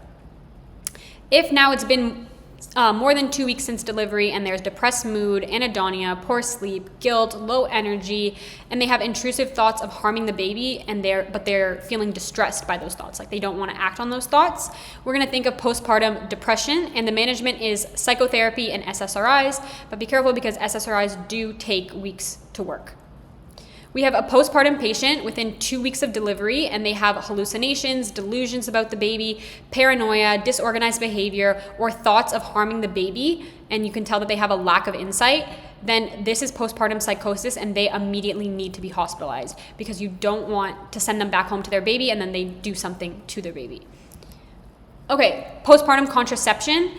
The main thing that you need to know is you need to avoid estrogen if it's less than 1 month postpartum because of an increased risk of venous thromboembolism and also a decreased milk supply. So you can give anything progesterone or anything copper IUD, basically. The complications and when to not use them, I'm going to talk about in the GYN section when I talk about contraception, but I just put it here in case you want to read it. But basically, you're going to pick something progesterone. If they have heavy bleeding and anemia, don't pick the copper IUD. That's like the main takeaway from postpartum contraception. Don't pick anything with estrogen. And then pick something else. If they have heavy bleeding, don't pick the copper IUD. Okay, these are just some risk factors because NBME loves to test what is associated with what and what risk factors lead to what. I'm not going to go over them, but if you want to just read them, I put them here. Okay, we made it to GYN. So, cervical cancer screening. So if the patient is less than 21 years old, we do not screen. Cervical cancer screening, pap smears start at 21. So if they're less than 21, we can give the HPV vaccine if they haven't yet gotten it, but no screening yet. Once we hit 21 to 29, we do pap every 3 years. So pap is going to be where we're going to be able to see our cytology, which that's how we look at the cells. It's called cytology. From 30 to 65, we have a few options. We could do cytology every 3 years, which is a PAP. We could do cytology and HPV testing every 5 years, or we could just do HPV testing every 5 years. So any one of those is sufficient from 30 to 65. Once they are older than 65, or if they had a hysterectomy and all their prior screening was negative, then we don't need to screen them anymore. If they had a hysterectomy, but they previously had cervical cancer or high risk findings on their cervical cancer screening, then you do keep screening. But if they had no prior history, you can stop. In HIV patients, you start screening within 1 year of sexual activity or when they're diagnosed, depending on what age they were diagnosed at. Then you keep going with pap smears annually for 3 years. And if they're all normal, you can put them back on regular screening with doing it every 3 years. In immunosuppressed patients, you start at the onset of sexual intercourse and do a pap test with HPV co-testing annually. Okay, breast cancer screening, you do a mammogram in women aged 40 to 74 every 2 years. Osteoporosis screening is a DEXA of the hip and lumbar spine every 10 years in all women greater than 65 or postmenopausal women under 65 that are high risk. So who's high risk? Someone that has a low BMI, high alcohol intake, prolonged glucocorticoid use, tobacco, etc. You can start screening at less than 65. If they get a DEXA T score that's less than negative 2.5, you can start them on a bisphosphonate. Okay, what happens if their cervical screening comes back abnormal? Okay, so high-risk results would be if we detect a high-grade squamous intraepithelial lesion, atypical squamous cells that are high risk, if we have HPV 16 or 18, which is like the cancer subtypes, or a positive HPV test with abnormal cytology. So anyone that has any of these findings, and they'll usually just like tell you this was the finding, then they are in the high risk group. If they're not pregnant, we do a colposcopy, which is where we actually get to like view the cervix, and we could potentially also do a biopsy. If they're pregnant, we do a colposcopy and we can biopsy, but never do an endocervical curettage or an endometrial biopsy, anything where you have to actually go up into the cervix or into the endometrium because they're pregnant. You don't want to put the baby at risk. Okay, so I'll talk about like the colposcopy findings on the next slide, but so if they're high risk, they're going to go on to colposcopy. If they're intermediate risk, or they're uncertain results, this means they could have ascus, low-grade squamous intraepithelial lesion, or HPV test that was positive but there was no cytology. You're gonna do the reflex testing. So the reflex testing means test for what wasn't already tested. So if they had cytology, you're gonna test for HPV. If they had HPV, you're gonna test their cytology. So if they're less than 25 and they had ascus or LSIL, you're gonna repeat the cytology in 1 year. This is the only one where group where you don't do HPV testing because we just don't do it in patients under 25. So if they're less than 25, we're just going to repeat their cytology in 1 year because they're still in the intermediate category. They don't need to go right to colposcopy right now. If they're over 25 and they had ascus but their HPV test was negative, we repeat their co-testing in 3 years. If they had LSIL and their HPV was negative, we're going to repeat their co-testing in 1 year.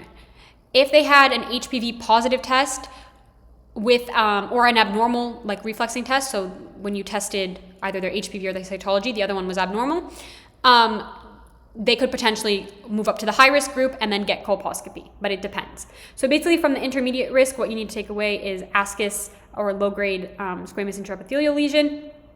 You're basically just going to keep testing them and either do the reflex testing and then keep testing them for the years to come, depending on their severity. If they end up with a high risk result, you move them up to the high risk category and you can give them a colposcopy. Okay, anyone that has atypical glandular cells as a finding on their PAP gets colposcopy and endocervical curettage. So you go up into the endocervix and take a sample from there too. If they are more than 35 years old or have risk factors, also do an endometrial biopsy. So this one goes based off of age. So anyone who is like 36 and has atypical glandular cells on their pap smear is going to get colposcopy, endocervical curettage, and endometrial biopsy because those cells could be coming from a problem in the endometrium. If they have benign endometrial cells as a finding on pap, this just means they have normal appearing endometrial cells on their pap smear, which is the cervix. So for some reason they have endometrial cells that are on their cervix.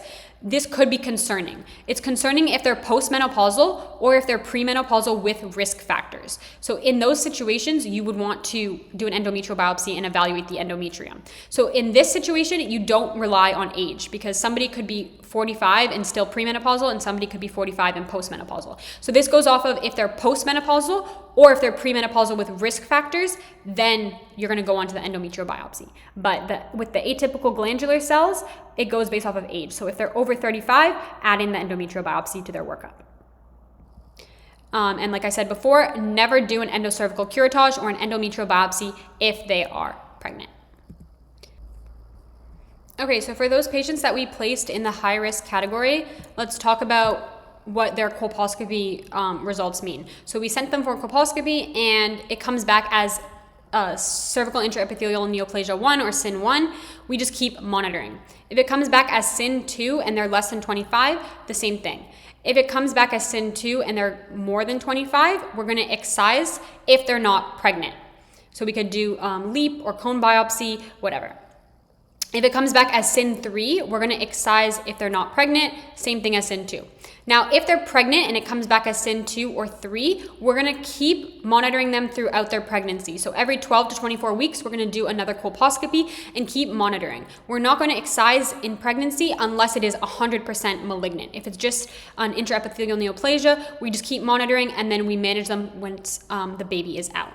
So no matter what age, if it comes back as cervical cancer, we are going to excise. So once we do that treatment, we have to follow up. If they were under 25 when they had the procedure done, we're going to keep doing yearly cytology until 25. Then once they hit 25, we're going to start with HPV-based testing. If they were over 25 when they had the procedure done, we're going to do HPV testing or co-testing at 6 months, and then keep doing that annually for 3 years. If it's negative, you just continue on HPV-based surveillance for at least 25 years. So a high-yield takeaway from this is not to screen for HPV in patients less than 30. Most HPV infections will spontaneously clear in younger patients. So I think I touched on that on the last slide when I was talking about cervical cancer screening. We don't do it to younger patients. But if there is an abnormality detected, you can do an HPV test in anyone 25 and up. So you won't necessarily do it from 21 to 24, but 25 and up, you can do it, but it's just not part of the routine screening. Okay, contraceptives.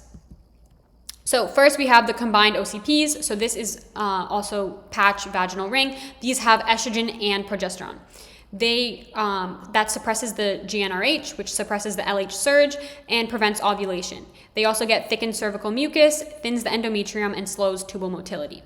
So the contraindications are mostly going to be estrogen kind of contraindications. So a migraine with aura, any kind of PE, uncontrolled hypertension. If they're over 35 and a smoker, that's a big one. If it's early in their postpartum, which we talked about back in the OB section, if they have active breast cancer or a severe liver disease or a hepatic adenoma or a congenital hyperlipidemia, they do not get estrogen-containing or sometimes even progesterone-containing if they have breast cancer, contraceptives. So these are the contraindications to combined OCPs. They're going to have to use a different method. The adverse effects would be breakthrough bleeding, breast tenderness, hypertension, hyperlipidemia, venous thromboembolism, and hepatic adenoma. Cancer risks, it decreases their risk of ovarian and endometrial cancer, but it increases the risk of cervical cancer. It's not necessarily that the contraceptive itself causes cancer, but people would be less inclined to use barrier protection, which increases their risk of getting HPV, which is how you get cervical cancer. The progesterone-only pill works by thickening cervical mucus, and the contraindications for anything progesterone-containing are going to be active breast cancer and severe liver disease. So this is not only for the progesterone-only pill, this is for anything progesterone-containing. The adverse effect of the pill is irregular uterine bleeding.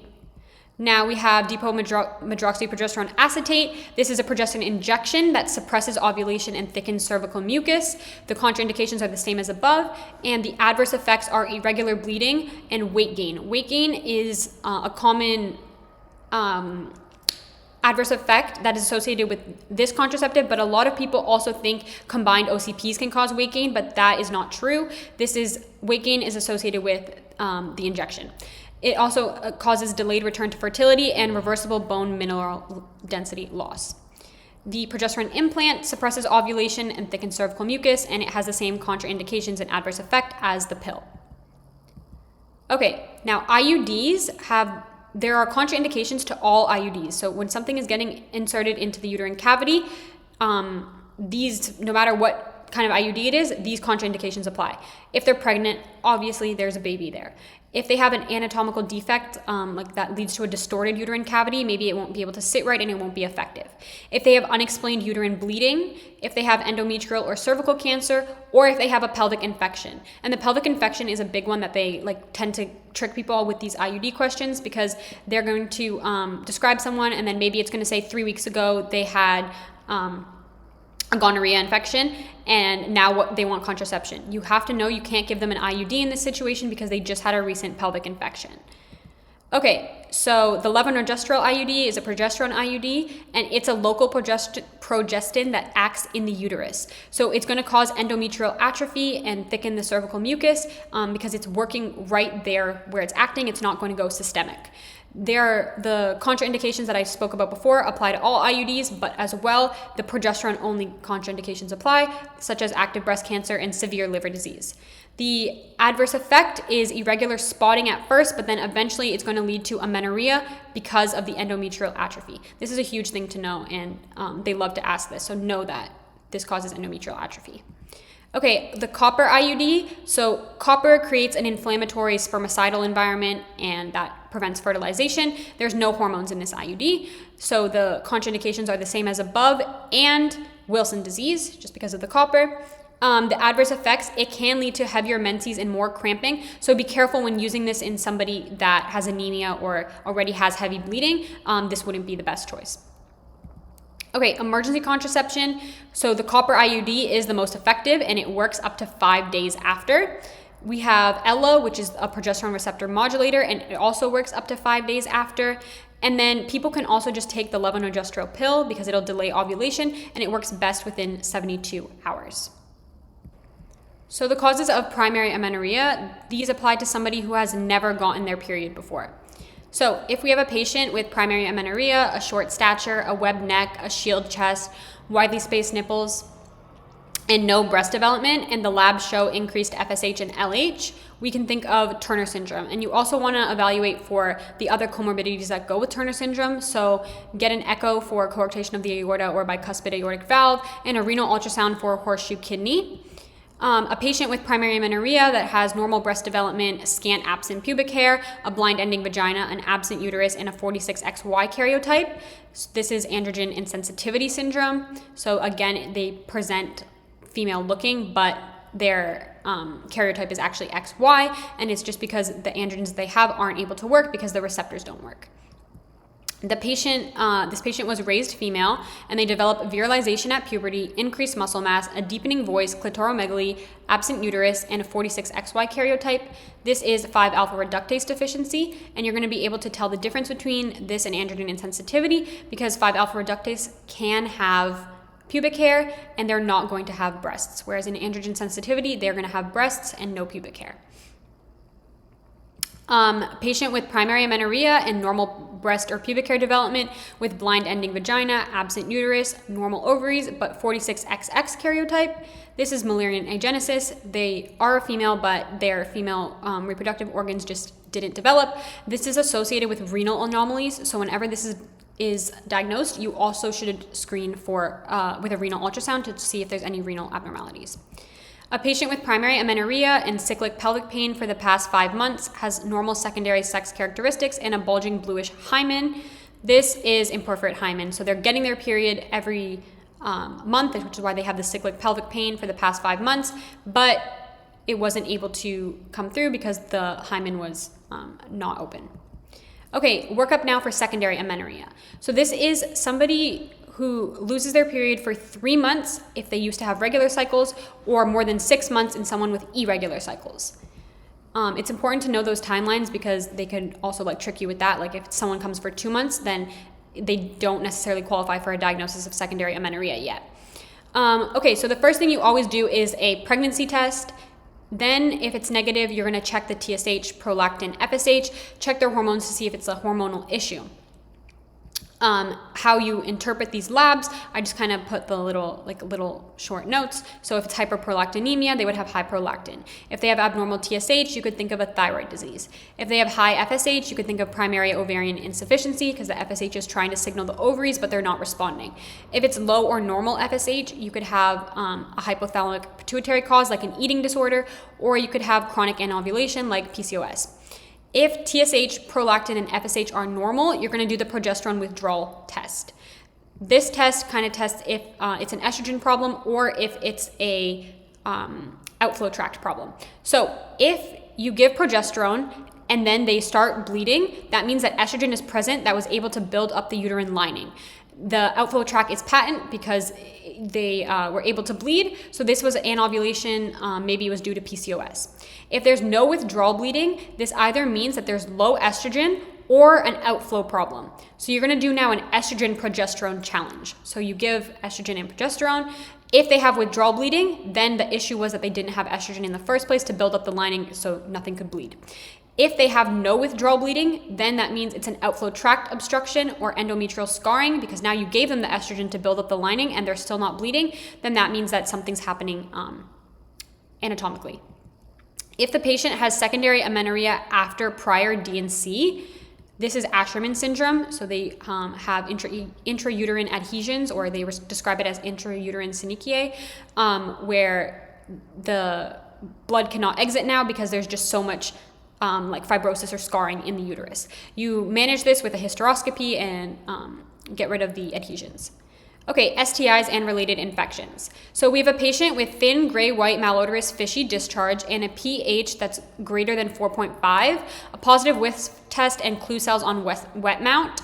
This is BV, and you diagnose it with the AMSL criteria, which requires 3 of the 4.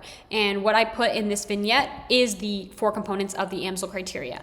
The management is metronidazole, and yes, this is safe to give in pregnancy if they have BV, but you do not treat BV if they are asymptomatic. You only treat if they come to you, they meet the criteria and they have symptoms. If you just find BV like on a culture, you don't need to treat it.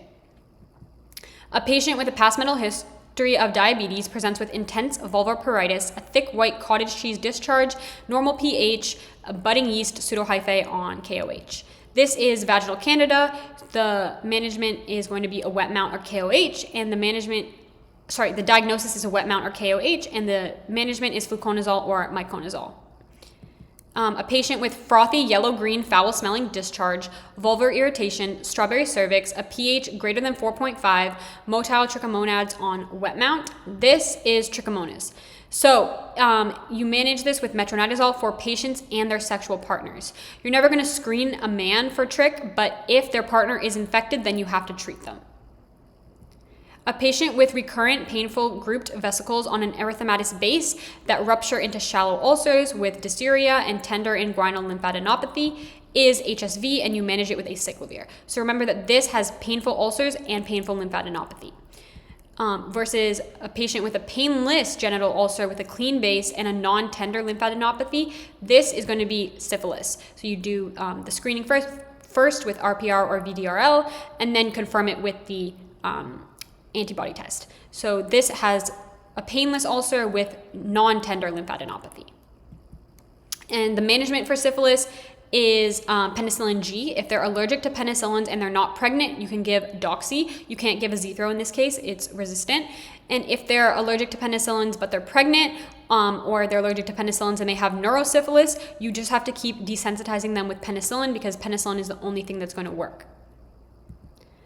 Okay, a patient with purulent cervical discharge, dysuria, intermenstrual bleeding, and a Gram stain showing gram-negative intracellular diplococci inside neutrophils. This is gonorrhea. You can diagnose it with a NAT and manage it with ceftriaxone. If you haven't yet ruled out chlamydia, then you also add doxy for chlamydia. A patient with mucopurulent cervical discharge, dysuria, postcoital bleeding, and Gram stain showing many WBCs but no organisms. This is chlamydia. The same thing as gonorrhea. You treat it with doxycycline and then give Cef if gonorrhea has not yet been excluded. Remember that on the Gram stain you can see gonorrhea, but you will not be able to see chlamydia. A patient with recurrent dysuria, urinary frequency, a positive urine culture growing E. coli, and 3 culture-proven UTIs in the last 6 months. This person keeps having recurrent postcoital UTIs or recurrent UTIs. So the management or prevention is to give them postcoital antibiotic prophylaxis. You can do that with nitro, with TMP-SMX, with cephalexin, or with fluoroquinolones. So anytime after they have sex, they have to take this antibiotic to try to prevent them from getting so many UTIs. A patient with chronic bladder pain, urinary urgency, and pain relieved by voiding with negative urine cultures and no vaginal discharge. This is interstitial cystitis. This is a diagnosis of exclusion, so you weren't able to figure out what it was, and it meets no other criteria, interstitial cystitis. You manage it with lifestyle changes and bladder training, and then you can give like pain control. A patient with intense vulvar pruritus and dyspareunia with thin white parchment-like vulvar plaques and an anal fissure. This is lichen sclerosus. I know this isn't really an infection, but I just had nowhere to put it. You're going to be able to tell that this is lichen sclerosus by these white plaques that are really itchy. And you you diagnose it by doing a biopsy first because you want to exclude malignancy. So you want to make sure it's just lichen sclerosus and not like a vulvar malignancy. If that was the case, then you give high potency topical steroids, and this leads or has an increased risk of vulvar squamous cell carcinoma. So that's why we always biopsy first to make sure that we're not misdiagnosing it as lichen sclerosus when actually it is cancer. Okay, ovarian masses. So we have a woman with sudden unilateral lower abdominal pain after strenuous activity with signs of hemoperitoneum and peritonitis. This is a ruptured ovarian cyst. It comes on suddenly after doing some kind of physical activity, and the management for this is kind of like a little bit eerie because they are coming to you and they have like hemoperitoneum and you feel like, oh, like they're in a lot of pain and it just like suddenly came on, like I have to do something. But if they're hemodynamically stable, the management is supportive. And then obviously if they're unstable, you go into surgery. A patient with irregular menses and infertility, acne, hirsutism, androgenic alopecia, and obesity. This is PCOS. To diagnose PCOS, you need 2 out of the 3 Rotterdam criteria. The criteria mean increased androgens, which can be just demonstrated by like having increased hair on the lip, or like you actually took their labs and saw that there was increased like testosterone. It doesn't have to be proven on labs, but it can be. Irregular ovulation and polycystic ovaries. The management is weight loss. If they don't want to get pregnant, OCPs. If they are trying to get pregnant, letrozole or clomiphene to induce ovulation. So make sure you don't make the mistake if you see all these drugs or like 2 of these drugs as an option, like OCPs and letrozole, and it says the patient is trying to get pregnant, don't put them on an OCP. Okay, a patient with sudden severe unilateral pelvic pain and adnexal tenderness. Ultrasound shows an enlarged ovary with decreased Doppler flow plus an ovarian mass with calcifications. This is ovarian torsion, and specifically because it's describing an ovarian mass with calcifications, we're going to think of a mature teratoma because when we see calcifications, usually that's like the teeth or whatever in the teratoma, and these are a risk factor for ovarian torsion. Management is urgent laparoscopy. We have a postmenopausal woman with abdominal bloating, early satiety, and a palpable adnexal mass. So we're suspecting that she has some sort of cancer. In postmenopausal woman, the ovarian cancer workup, so you starts with you palpating the mass. Then you do a transvaginal ultrasound. Then you measure CA125, which is the ovarian cancer serum tumor marker. Then you can do a CT or MRI, and then eventually surgery.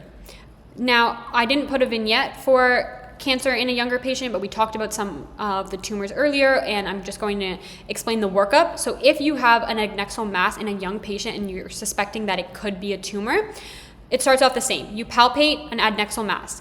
Next, you're going to do a pregnancy test and a transvaginal ultrasound. You want to make sure it's not an ectopic pregnancy. If you see malignant features, you go right to XLAP because you do not biopsy a ovarian tumor due to risk of spreading the cancer. If there's benign features, then maybe it's just a cyst and you just do conservative management. You're not going to measure the serum CA125 levels in a premenopausal woman because those might already be elevated from like other benign causes. You only measure that in a postmenopausal woman. So don't get these 2 workups confused. Okay, management of uterine bleeding.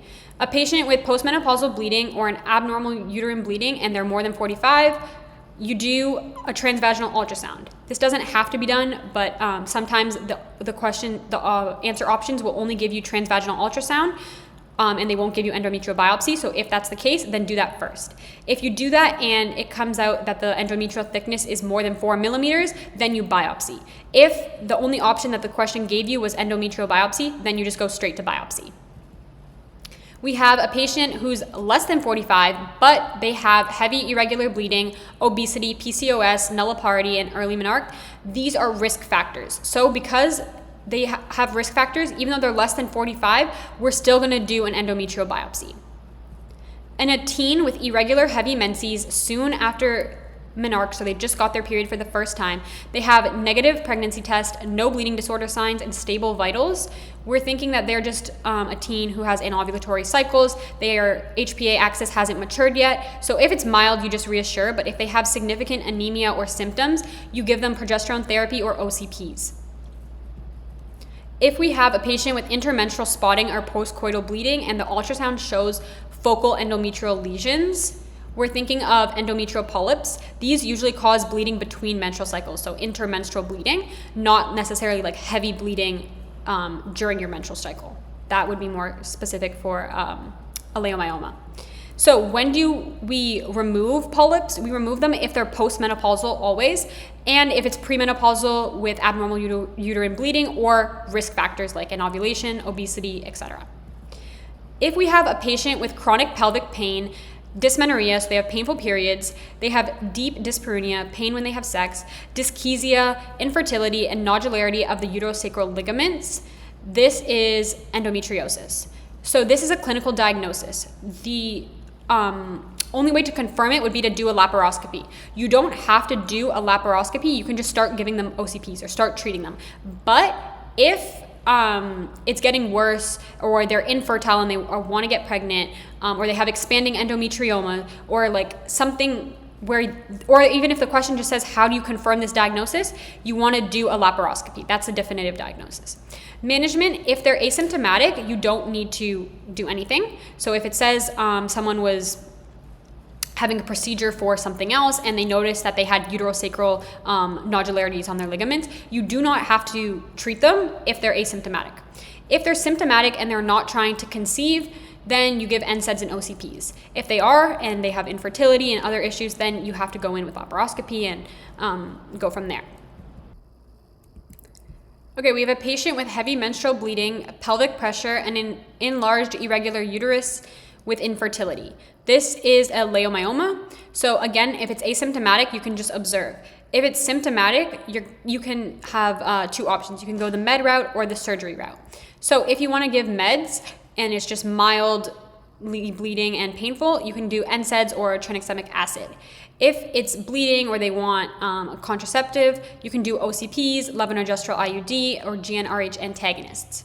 If they want to go the surgery route, before you do surgery, you want to shrink the fibroids as much as possible so that it's an easier surgery, and you use GnRH agonist leuprolide to do that. If they want a surgical option and they still want fertility, you're going to do a myomectomy where you just go in and remove the fibroid. If they don't want any more kids, then you can either do a hysterectomy or you can do a uterine artery embolization. Uterine artery embolization is only for a specific subset of people that have to meet these criteria. So they have to be premenopausal and they have to not want future fertility. So this could be an option in somebody who's like over 35 and they smoke, so they're not, they don't qualify for OCPs and they have fibroids and you want to get rid of them. You can go and cut off the blood supply to the fibroid so that they stop growing with uterine artery embolization. But this again is only done in premenopausal women who do not want future fertility. We also, the difference between a submucosal leiomyoma and a subserosal leiomyoma is important to see in the symptoms. So a submucosal leiomyoma is the one that's going to cause bleeding because it's actually inside the uterus. A subserosal leiomyoma is on the outside, like in the abdominal cavity, and mostly with these you just get the bulk symptoms and like a globular uterus. Also, don't get leiomyomas mixed up with adenomyosis. These are mostly going to be seen in like women in their 40s, and this is just going to be an overall enlarged globular uterus. Okay, how do we work up infertility? If their age is less than 35 and they have had no conception after 12 months of regular unprotected sex, they qualify for the diagnosis. If they're over 35, then they only have to be having regular unprotected sex for 6 months. So be careful with these timelines because I've seen questions where it's like this couple has been trying to get pregnant for 8 months and she's 28 or something like that. They don't qualify yet as being infertile because they haven't hit that 12-month window. So the initial test is a semen analysis. Try to test the man first. If that's normal, then you start evaluating the female factors. So you want to make sure that they can ovulate. So you test their mid-luteal progesterone, and that'll confirm that they can ovulate. You want to make sure their tubes are patent and they haven't previously had like gonorrhea or chlamydia or something where now they have scarring in the tubes and they can't get pregnant. So you're going to do a hysterosalpingogram to test this, and you shoot contrast through the uterus, and it should come out through the fallopian tubes. And if that contrast ends up in the abdominal cavity, then that means that the tubes are patent and that they're good to go. Like the tubes are good. If we want to also make sure their uterine cavity is good, they don't have polyps, fibroids, or anything like that. So we do a saline infusion sonohysterography and just make sure that the uterine cavity looks good. And then if we want to test their ovarian reserve, because like nothing else was working and we're like maybe they just don't have enough like their ovarian reserve isn't high enough, we could do a day 3 FSH or estradiol. We could test their anti-Müllerian hormone. We could do an antral follicle count or a clomiphene challenge. Okay, now some postmenopausal conditions. So this patient leaks small amounts of urine with coughing, laughing, sneezing, or exercise, no urgency, and they have a normal post-void residual volume. This is stress urinary incontinence. This is going to be seen in people that have urethral hypermobility or pelvic floor weakness. And the management is going to be pelvic floor or Kegel exercises and weight loss. If that doesn't work, you can do a pessary. And if that doesn't work, you could do a mid-urethral sling. Patient has a sudden intense urge to urinate followed by involuntary urine loss, nocturia, and normal post-void residual volume. This is urge urinary incontinence. So these people have detrusor overactivity or like an overactive bladder. The management is bladder training, timed voiding, and reducing caffeine. If that doesn't work, you can do an antimuscarinic or a beta-3 agonist. This patient has constant dribbling, a weak stream, incomplete emptying, and elevated post-void residual volume.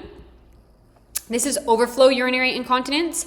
This diagnosis is often going to be paired with somebody that has diabetic neuropathy or multiple sclerosis or spinal cord disease or an obstruction or something like that. The first line management is intermittent catheterization because their bladder is just full. You have to drain it, and then you treat the cause.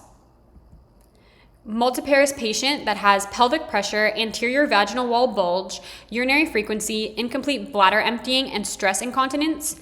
This is a cystocele. So this is when basically the bladder bulges through the anterior vaginal wall, and you manage this with pelvic floor exercises. You can also do a pessary and treat vaginal atrophy because that could be also making this worse. So if it's in the anterior vaginal wall, you want to think of things that are in the anterior. So like maybe it's the bladder coming through, or if there's like a urethra seal, so maybe it's something in the urethra. If it's coming from the posterior vaginal wall, you want to think of the intestines, it's an enterocele, or the rectum bulging through, maybe it's a rectocele. So I didn't want to make a million vignettes like very similar, but just be very careful to pay attention to the anatomic location of where the bulge is, and that will tell you what is protruding through. So we have a postmenopausal patient with hot flashes, vaginal dryness, dyspareunia, urinary urgency, incontinence, and recurrent UTIs.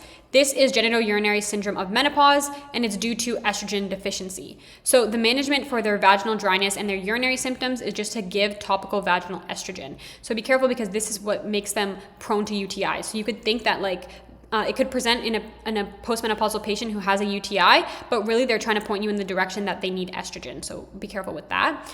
There's also, for these patients that need the treatment for their like hot flashes or their systemic vasomotor symptoms, if those are unbearable, they can do systemic hormone therapy if they don't have contraindications. If they still have a uterus, you can't just give them estrogen. You have to give them estrogen and progesterone. If they previously had a hysterectomy, then you can just give them estrogen. Okay, evaluation of a breast mass. So if a patient is under 30, we're going to use ultrasound. If they're over 30, we use mammogram.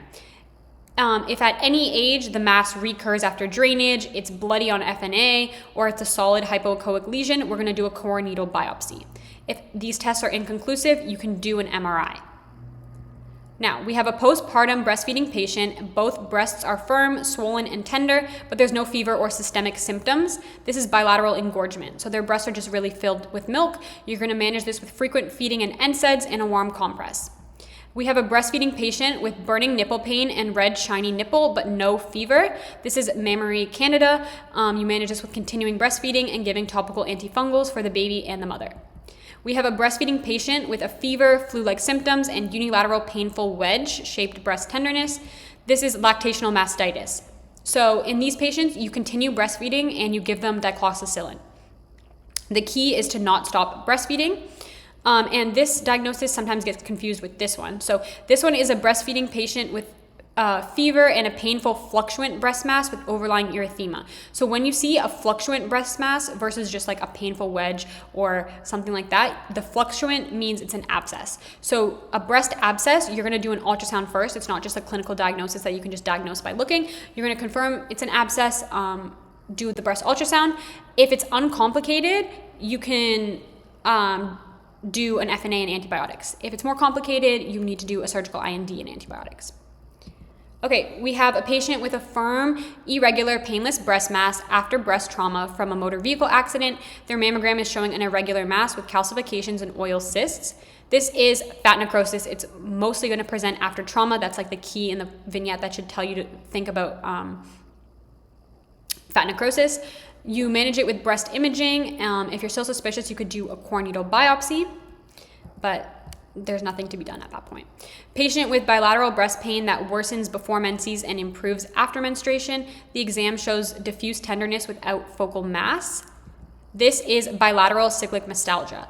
The management is reassurance, supportive, bra, NSAIDs, anything like that to try to manage their pain. Because it's bilateral, it's going when their cycles, it's coming and going with their cycles, and it is diffuse, we can just manage with reassurance.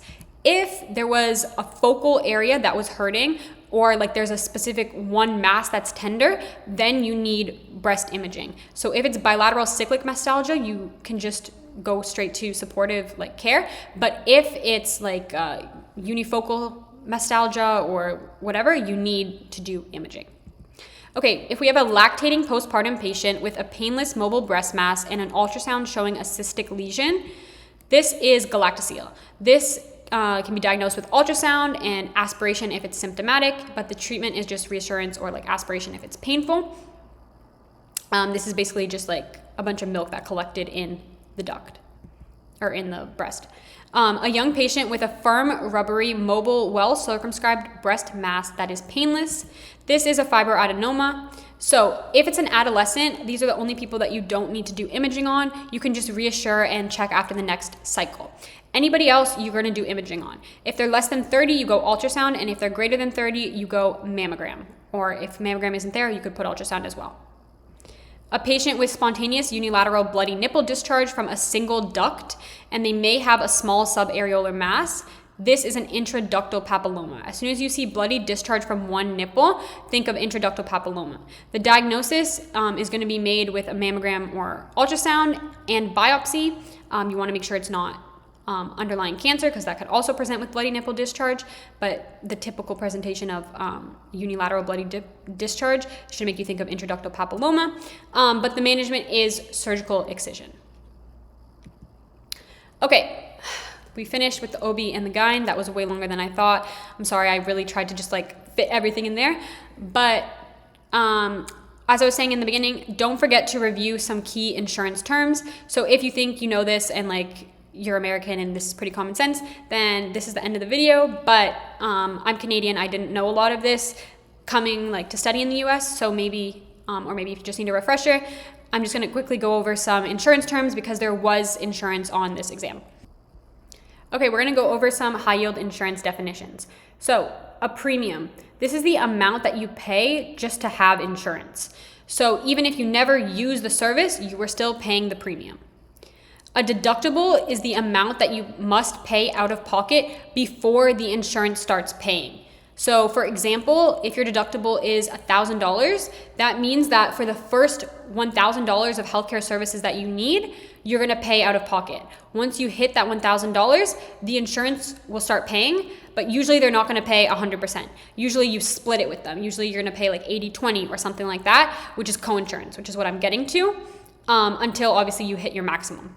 So a copay is a fixed amount that you pay for a service. So anytime you go to the doctor, you have to pay $25. That's just a copay. You just pay that every time. It's a fixed amount. Co-insurance now, this is what the insurance starts paying after you meet the deductible. So if the co-insurance is 20%, that means once we hit that $1,000, I pay 20% and the insurance pays 80% of all my services that I use, until I hit the out-of-pocket maximum. The out-of-pocket maximum is the maximum amount that the insurance will pay in a year for my services. So let's say it's $10,000. So the first $1,000 I pay out of pocket as a deductible. Then me and the insurance go 80-20 all the way up to till $10,000. Once I hit $10,000, the insurance pays 100%. Okay, an HMO. So this is like these healthcare organizations. So if you're on an insurance plan that uses HMO, usually you have to go see a PCP before you get referred to any other provider. So the PCP is like the mainstay of that. You go see your PCP, they refer you to someone, then you can go see that doctor, but it has to be a doctor in network. A PPO is more flexible. You can see specialists and you can see out of network providers, but you're just gonna have to pay more out of your pocket to go see them. Capitation, this means that the provider is paid a fixed amount per patient regardless of how much care is used. So that means that as a doctor, I get paid $500 a month for this one patient if they come see me or if they don't come see me.